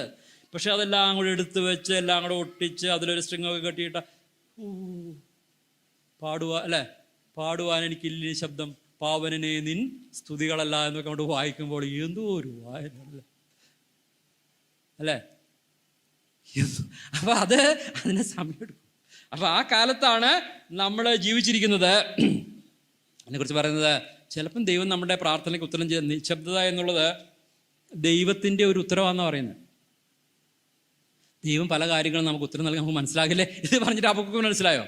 ഹബക്കൂക്കിന് മനസ്സിലായില്ലെങ്കിൽ പിന്നെ ദൈവത്തോട് നേരിട്ട് ദർശനങ്ങൾ പ്രാപിക്കുന്ന ഹബക്കൂക്കിന് മനസ്സിലായില്ല, മോശയ്ക്ക് മനസ്സിലായില്ല, യോനയ്ക്ക് മനസ്സിലായില്ല, ദാവീദിന് മനസ്സിലായില്ലെങ്കിൽ ദാവീദിനൊക്കെ അല്ല, മോശയുടെ അത്രയൊക്കെ വലിയ ആളുകളുണ്ട്. ദൈവത്തിൻ്റെ ഹൃദയപ്രകാരമുള്ള മനുഷ്യൻ്റെ അത്രയും വലിയ മനുഷ്യന്മാരൊക്കെയാണ്. അതിനേക്കാൾ വലിയ മനുഷ്യന്മാരാണ് നിങ്ങളെങ്കിലും പറഞ്ഞിട്ട് കാര്യമില്ല. അല്ലെങ്കിൽ നമുക്ക് കാത്തിരിക്കാം, അതേ നമുക്ക് പറയാനുള്ളൂ. ചിലതിനെക്കുറിച്ച് പറയുന്നത്, ചില നിശബ്ദതകൾ ദൈവം ഉത്തരം നൽകാത്തത് നല്ലതാണെന്ന് പറഞ്ഞ്. നാളെ എനിക്കൊരു ആക്സിഡൻ്റ് ഉണ്ടാകുന്നിരിക്കുക, നാളെ ഒരു ആക്സിഡൻറ്റ് ഞാൻ മരിക്കാൻ പോവാം എന്ന് ഞാൻ അറിഞ്ഞാൽ സംഭവിക്കല്ലേ? അല്ല, നിങ്ങൾ നോക്കുന്നത് എന്താ? അത്രേ ഉള്ളൂ ഇവിടെ. ഞാൻ ഓർക്കാണ്ട്, മോളെ കെട്ടിച്ചു വിട്ടാൽ അവൻ എത്ര ദിവസം ജീവിച്ചിരിക്കുന്ന നല്ല ഉറപ്പുണ്ടോ? മോളെ കെട്ടിക്കാന്നുള്ള ആളല്ല, ആൺപിള്ളേരെ കെട്ടിക്കുന്ന രസമാണല്ലോ. പെൺപിള്ളേരെ കേൾപ്പിച്ചു വിടാന്നാണ്. അവൻ എത്ര ദിവസം ജീവിച്ചിരിക്കുന്ന വല്ല ഉറപ്പാണ്? ഒരു ഉറപ്പില്ല. അവൻ നാളെ ഞാൻ മരിക്കുമെന്ന് വിചാരിക്കുക നിങ്ങൾ, ഞാനാണ്ട് കുഴപ്പമില്ല. എന്നാൽ ഇവിടെ നിന്ന് ഇങ്ങനെ പ്രസംഗിക്കാൻ പറ്റുമോ എനിക്ക്? എന്നാലും അല്ലേ, മരണത്തെക്കുറിച്ച് ചിന്തയൊക്കെ ആയിരിക്കുമല്ലോ. പല കാര്യങ്ങളും ദൈവം നാളത്തെ കാര്യം വെളിപ്പെടുത്താത്തത് കൊണ്ടാണ് ഇന്ന് നമ്മൾ സന്തോഷമായിട്ട് ജീവിക്കുന്നതല്ലേ. അപ്പോൾ ദൈവത്തിൻ്റെ നിശബ്ദതകൾ എന്ന് പറഞ്ഞാൽ നമ്മളോടുള്ള അനുഗ്രഹമാണ്. ചിലപ്പോൾ നമുക്ക് മനസ്സിലാവില്ലായിരിക്കാം, ചിലപ്പോൾ നമുക്ക് അത് ഉൾക്കൊണ്ട് ജീവിക്കും, നമ്മുടെ ജീവിതത്തെ അത് വലിയ ദുരന്തമാക്കി തീർക്കാം. എന്നാൽ അതിനെക്കുറിച്ച് ദൈവവചനം ഹബക്കൂക്ക് നമ്മളോട് പറയുന്നത് സമ്പൂർണമായി സമർപ്പിച്ച ഒരു ജീവിതമായിരിക്കുക. ചോദ്യങ്ങൾക്ക് ശേഷം 2:20 എന്താ പറയുന്നത്? അത് അവൻ്റെ തീരുമാനമാണ്. എന്താണ്? എന്നാൽ യഹോവ തൻ്റെ വിശുദ്ധ മന്ദിരത്തിലുണ്ട്, സർവഭൂമിയും അവൻ്റെ മുമ്പിൽ മൗനമായിരിക്കും. Let all the world be silent. ദൈവം തൻ്റെ സിംഹാസനത്തിൽ ഇരിക്കുന്നു. ദർശനത്തിന് ഒരു സമയം വെച്ചിരിക്കുന്നു, അത് സമാപ്തിയിലേക്ക് ബന്ധപ്പെടുന്നു. കർത്താവിൻ്റെ വരവിൻ്റെ സംഭവങ്ങളിലെ ഓടുക എന്ന് പറയുന്നത്. സമയം തെറ്റുകയില്ല, അത് വൈകിയാലും അതിനായി കാത്തിരിക്കുക, അത് വരും നിശ്ചയം. നീതിമാനോ വിശ്വാസ ജീവിച്ചിരിക്കുക. എന്നാൽ ചില ആളുകളെ കുറിച്ച് അവൻ്റെ മനസ്സ് അവനിൽ അഹങ്കരിച്ചിരിക്കുന്നു. നേരില്ലാത്ത മനസ്സായിട്ട് ആരെങ്കിലും ഇവിടെ ഉണ്ടോ? അഹങ്കാരികളായിട്ട് ആരെങ്കിലും ഉണ്ടോ? അല്ലാത്തവരോട് പറയുകയാണ്, എന്താണ്? കാത്തിരിക്കുക, എൻ്റെ നീതിമാൻ വിശ്വാസത്തിൽ ജീവിച്ചിരിക്കും. അവസാനമായിട്ട് നമുക്ക് ഹബക്കൂക്കിൻ്റെ 1-ാമത്തെ അധ്യായത്തിൽ നമ്മൾ കണ്ടത് ആകുലതകളാണ്, ചോദ്യങ്ങളാണ്, സംശയങ്ങളാണ്. ദൈവത്തോട് തന്നെ ചോദ്യങ്ങൾ ചോദിക്കും. 2-ാം അധ്യായത്തിൽ ദൈവം സ്വർഗത്തിൽ ജീവിക്കുന്നു, അതിൻ്റെ മുമ്പിൽ ഉണ്ടാതിരിക്കുന്ന, ആ ദൈവത്തിൽ ആശ്രയിക്കുന്ന, ഈ ലോകത്തിൻ്റെ എല്ലാ പ്രവർത്തനങ്ങളും നിയന്ത്രിക്കുന്ന, അതിൻ്റെ ഏറ്റവും നല്ല സമാപ്തിയിലേക്ക്. നിങ്ങൾ വിഷമിക്കേണ്ട സഹോദരന്മാരെ, തേങ്ങണ്ട, കർത്താവിൽ സന്തോഷിക്കുക. Rejoice in the lord. വെറുതെ നിർത്തി അങ്ങനെ പറയാനല്ല, പൊട്ടിയാർക്കാനാണ് പറഞ്ഞല്ലേ, വിധവയെ പൊട്ടിയാർക്കാനാണ് പറഞ്ഞു. നമ്മളോട് പൊട്ടിയാർക്കാനായിട്ടാണ് പറഞ്ഞു. കർത്താവിന് വേണ്ടി സന്തോഷത്തോടെ ജീവിക്കുക. നമ്മുടെ കർത്താവ് ജീവിക്കുന്നു. 2-ാമത്തെ ഘട്ടം തന്നെ 3-ാമത്തെ ആരാധനയുടെ ആശ്രയത്തിൻ്റെ കാലഘട്ടമാണ്. അതാണ് 3-ാമത്തെ അധ്യായം. അപ്പോൾ 1-ാമത്തെ അധ്യായത്തിൽ ആകുലതയും, 2-ാമത്തെ അധ്യായത്തിൽ ആശ്രയവും, 3-ാമത്തെ അധ്യായത്തിൽ ദൈവത്തിലുള്ള ആശ്വാസം. ദൈവത്തെ ആരാധിക്കുന്ന ഒരു ഹബക്കൂക്കിനെയാണ് നമുക്ക് കാണാനായിട്ട് സാധിക്കുന്നത്.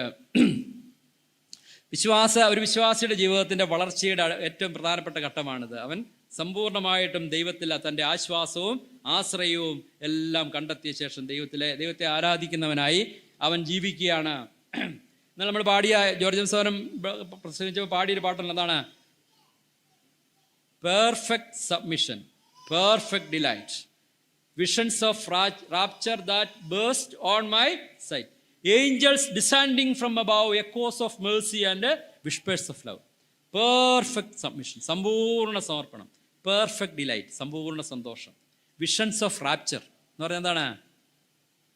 മഹത്വപ്രവേശത്തിൻ്റെ ദർശനത്താൽ സമ്പൂർണ്ണ സമർപ്പണം ഉള്ളപ്പോഴാണ് മഹത്വപ്രവേശത്തിൻ്റെ ദർശനം ഉണ്ടാവുക. അപ്പോഴാണ് the angels are descending from heaven and ദൈവയുടെയും സ്നേഹത്തിൻ്റെയും എക്കോസ്, അതിൻ്റെ ധ്വനികൾ നമ്മുടെ ജീവിതത്തിലൂടെ മറ്റുള്ളവരെ കേൾക്കുന്ന വിശ്വാസ ജീവിതത്തിൻ്റെ ആരാധനയുടെ കാലഘട്ടം. 3:3 അദ്ദേഹം പറയുന്നത്, ദൈവം തേമാനിൽ നിന്നും പരിശുദ്ധൻ പാറാൻ പർവ്വതത്തിൽ നിന്നും വരുന്നു, അവൻ്റെ പ്രഭ ആകാശം മൂടുന്നു, അവൻ്റെ സ്തുതിയാൽ ഭൂമി നിറഞ്ഞിരിക്കുന്നു. നിങ്ങൾക്കറിയാമല്ലോ ഈ പാറാൻ പർവ്വതം നിങ്ങൾക്കറിയാമല്ലേ? ഓർക്കുന്നത് അവരുടെ മരുഭൂമി യാത്രയാണ്. ദൈവം കൽപ്പന കൊടുത്ത കാലം എന്ന് പറഞ്ഞാൽ പഴയ കാലത്തേക്ക് തിരിഞ്ഞു നോക്കുകയാണ്. മിസ്രയീമിലെ അടിമത്തത്തിൽ ഞങ്ങളെ വിളിച്ച് അത്ഭുതകരമായി വിടുവിച്ച് തൻ്റെ ന്യായപ്രമാണം നൽകി അത്ഭുതകരമായി ഈ മരുഭൂമിയിൽ കൂടെ 40 വർഷം നടത്തി തേനും പാലും ഒഴുകുന്ന കാനാൻ ദേശം നൽകിയ ദൈവം, ഇന്നലെ വിശ്വസ്തനായിരുന്ന ദൈവം, അവൻ ഇന്നും വിശ്വസ്തനായിരിക്കും. നാളെയും അവൻ വിശ്വസ്തനായിരിക്കും. പണ്ടവൻ വിശ്വസ്തനായിരുന്നെങ്കിൽ നാളെയും വിശ്വസ്തനായിരിക്കും. അതിൻ്റെ 17 മുതൽ 19 വരെ നമുക്ക് വളരെ പരിചയമുള്ള എന്താണ്? എല്ലാവരും സാധാരണ വായിക്കുന്ന വാക്യം എന്താണ്? അത്തിവൃക്ഷം തളർക്കുകയില്ല. തൻ്റെ ആരാധനയ്ക്ക് ശേഷം ദൈവത്തിൻ്റെ മഹത്വത്തെയും ഒക്കെ കണ്ട് താന് ദൈവത്തിന് വേണ്ടി ഒരു ഗാനം എഴുതിയ ശേഷം താന് പറയുകയാണ്, അത്തിവൃക്ഷം തളർക്കുകയില്ല, മുന്തിരിവള്ളി അനുഭവം ഉണ്ടാകുകയില്ല, ഒരു മരത്തിൻ്റെ പ്രയത്നം നിഷ്ഫലമാകും, നിലങ്ങൾ ആഹാരം വിളയിക്കുകയില്ല, ആട്ടിൻകൂട്ടം തൊഴുത്തുകൾ നശിച്ചു പോകും, ഗോശാലകൾ കന്നുകാലി ഉണ്ടായിരിക്കുകയില്ല. എങ്കിലും ഞാൻ യഹോവയിൽ ആനന്ദിക്കും, എൻ്റെ രക്ഷയുടെ ദൈവത്തിൽ ഘോഷിച്ചുല്ലസിക്കും. യഹോവയായ കർത്താവ് എൻ്റെ ബലമാകുന്നു, അവൻ എൻ്റെ കാൽ പേടമാൻ പോലെയാക്കുന്നു, ഉന്നതികളിൽ മേൽ എന്നെ നടക്കുമാറാക്കുന്നു. പറഞ്ഞു ഏതൊക്കെ അന്നത്തെ ഇക്കോണമിയാണ്. അന്നത്തെ ഇക്കോണമിയാണ് പറയുന്നത്. എന്താണ്? അഗ്രികൾച്ചർ, ആനിമൽ ഹസ്ബൻഡറി എല്ലാം തകർന്നു. എന്ന് പറഞ്ഞ് ഇന്നത്തെ ഷെയർ മാർക്കറ്റ് തകർന്നു, കാർഷിക മേഖലയ്ക്ക് വിലയില്ല, അല്ല പ്രശ്നം.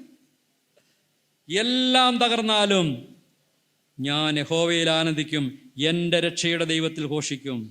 കർത്താവിൻ്റെ ബലം. ഒരു പേടമാൻ അങ്ങനെ കല്ലിന് മുകളിൽ വലിയ പർവ്വതത്തെ ചെറിയ 1 ഇഞ്ച് കനമുള്ള അവത്തെ ചവിട്ടി ആട് കയറി പോകുന്നുണ്ടില്ലേ? ആ ആടിനെ കുറിച്ച്, ആടെന്നാണോ ഈ ഇവിടുത്തെ ജീവിതാന്ന് പറയുന്നത്? കണ്ടിട്ടില്ല നിങ്ങൾ? എന്തൊരു കയറ്റമല്ലേ അങ്ങനെ കയറുന്ന ഒരു വ്യക്തിയായിട്ട്. അപ്പോൾ അദ്ദേഹം പറഞ്ഞത്, എന്നെ ഉന്നതികളിൽ മേൽ നടക്കുമാറാക്കുന്നു. അത് വലിയൊരു സംഗതിയാട്ടോ. പിന്നെ കഴുകനെ കുറിച്ച് പറയുന്നത്, വലിയ കാറ്റും കോളും മഴയൊക്കെ ഉണ്ടാകും. കഴുകൻ എന്ത് ചെയ്യാന്നറിയോ? കഴുകൻ താഴേക്ക് പറക്കുകയല്ല, കഴുകൻ മേലേക്ക് പറക്കുകയാണ്, മേഘങ്ങളുടെ മുകളിലേക്ക് പറക്കുകയാണ്. ഈ കുറേ ഉയർന്നു കഴിഞ്ഞാൽ പിന്നെ അവിടെ ഈ കാറും കോളും കാറ്റും ഒന്നും ഇല്ലെന്ന് പറഞ്ഞത്. അവിടെ ഇങ്ങനെ സ്റ്റില്ലായിട്ട് നിൽക്കാൻ പറ്റും. അപ്പം മുകളിലേക്ക് നിങ്ങൾ ഉയർന്നാൽ ഭയങ്കര ഒരു ഗോലിയാത്തിനെ പോലെ ഒരു മനുഷ്യൻ നിൽക്കുകയാണ് താഴെ, ഫേസ് ടു ഫേസ് നിൽക്കുകയാണ്. അവനെ ചെറുതാക്കാൻ എന്ത് ചെയ്താൽ മതി? നമ്മളൊരു 10 നില കെട്ടിടത്തിന് മുകളിൽ നിന്ന് നോക്കിയാൽ മതി അല്ലേ, കുഞ്ഞായി. അങ്ങനല്ല വിമാനത്തിന് പെയിന്റ് അടിക്കുന്നത് ഇല്ലേ? വിമാനത്തിനൊക്കെ അലൂമിനിയം പെയിന്റ് ഭയങ്കര വിലയുള്ള അല്ല. ഇപ്പം വിമാനം അങ്ങ് പൊങ്ങി കഴിയുമ്പോൾ പെയിന്റ് അടിക്കുന്നത്, അപ്പോൾ ചെറിയതാകുമല്ലോ. പെയിന്റ് അടിച്ചാൽ ഇച്ചിരി പെയിന്റ് കൊണ്ട് വിമാനം മുഴുവൻ പെയിന്റ് ചെയ്യുക, അങ്ങനെ അറിയിട്ടില്ലേ? ഞാൻ പറഞ്ഞത്, ജീവിതത്തിലെ പ്രതിസന്ധികളുടെ മധ്യത്തിൽ അതിൻ്റെയും മേലെ ഉയർന്ന് അത്യുന്നതനെ തൻ്റെ വാസസ്ഥലമാക്കുക എന്നുള്ളതാണ് ജീവിതത്തിലെ പ്രശ്നങ്ങളുടെ ഉത്തരം. ഈ ലോകത്തിൽ നമ്മുടെ ജീവിതകാലത്ത് എല്ലാ പ്രശ്നങ്ങളും തീരുകയല്ലോ കേട്ടോ. എന്നാൽ ആ പ്രശ്നങ്ങളുടെ മധ്യത്തിൽ ആ പ്രശ്നങ്ങളൊന്നുമല്ലാതായി തീരും നമ്മൾ ഉയർന്നുയർന്ന് അത്യുന്നതനെ തൻ്റെ വാസസ്ഥലമാക്കിയാൽ. അതാണ് ഇവിടെ പറയുന്നത്, ഞാൻ ഉന്നതികളിന്മേൽ നടക്കുമാറാക്കുന്നവനാണ്. ദൈവത്തോടുകൂടെ ഉന്നതികളിന്മേൽ സ്വർഗത്ത് സ്ഥലങ്ങളിലേക്ക് ഉയർന്നു കഴിഞ്ഞാൽ ഈ ഭൂമിയിലെ പ്രശ്നങ്ങൾ എന്തുണ്ട്? ഒന്നുമില്ല. നമ്മൾ ഈ സ്റ്റേറ്റ് വിട്ടാൽ പിന്നെ ഈ സ്റ്റേറ്റിലെ രാഷ്ട്രീയ പ്രശ്നങ്ങളൊന്നും നമ്മളെ ബാധിക്കാത്തതുപോലെ നമ്മൾ ദൈവത്തിൻ്റെ അടുക്കിലേക്ക് പോയാൽ, ദൈവത്തിൻ്റെ സന്നിധിയിൽ, ആ വാഗ്ദത്തങ്ങളിൽ, ദൈവത്തിൻ്റെ ലോകത്തിൽ, ഇവിടെ അതാണ് സ്വർഗസ്ഥലങ്ങളിരുത്തി സകല ആത്മീയ അനുഗ്രഹം അനുഗ്രഹിച്ചവര് ഉന്നതങ്ങൾ അല്ല സ്വർഗത്തിലുള്ളത് ചിന്തിക്കാനാണ് പറഞ്ഞത്. അങ്ങനെ ചിന്തയിലും ജീവിതത്തിലും നടപ്പിലുമൊക്കെ സ്വർഗസ്ഥലങ്ങളിൽ ഒരു വിശ്വാസി എത്തുക എന്നുള്ളത് അവൻ്റെ വിശ്വാസ ജീവിതത്തിൻ്റെ വളർച്ചയുടെ വളരെ പ്രധാന ഘട്ടമാണ്. ആ ഒരു ഘട്ടത്തിലേക്കാണ് ഹബക്കൂക്ക് നമ്മളെ വിളിക്കുന്നത്.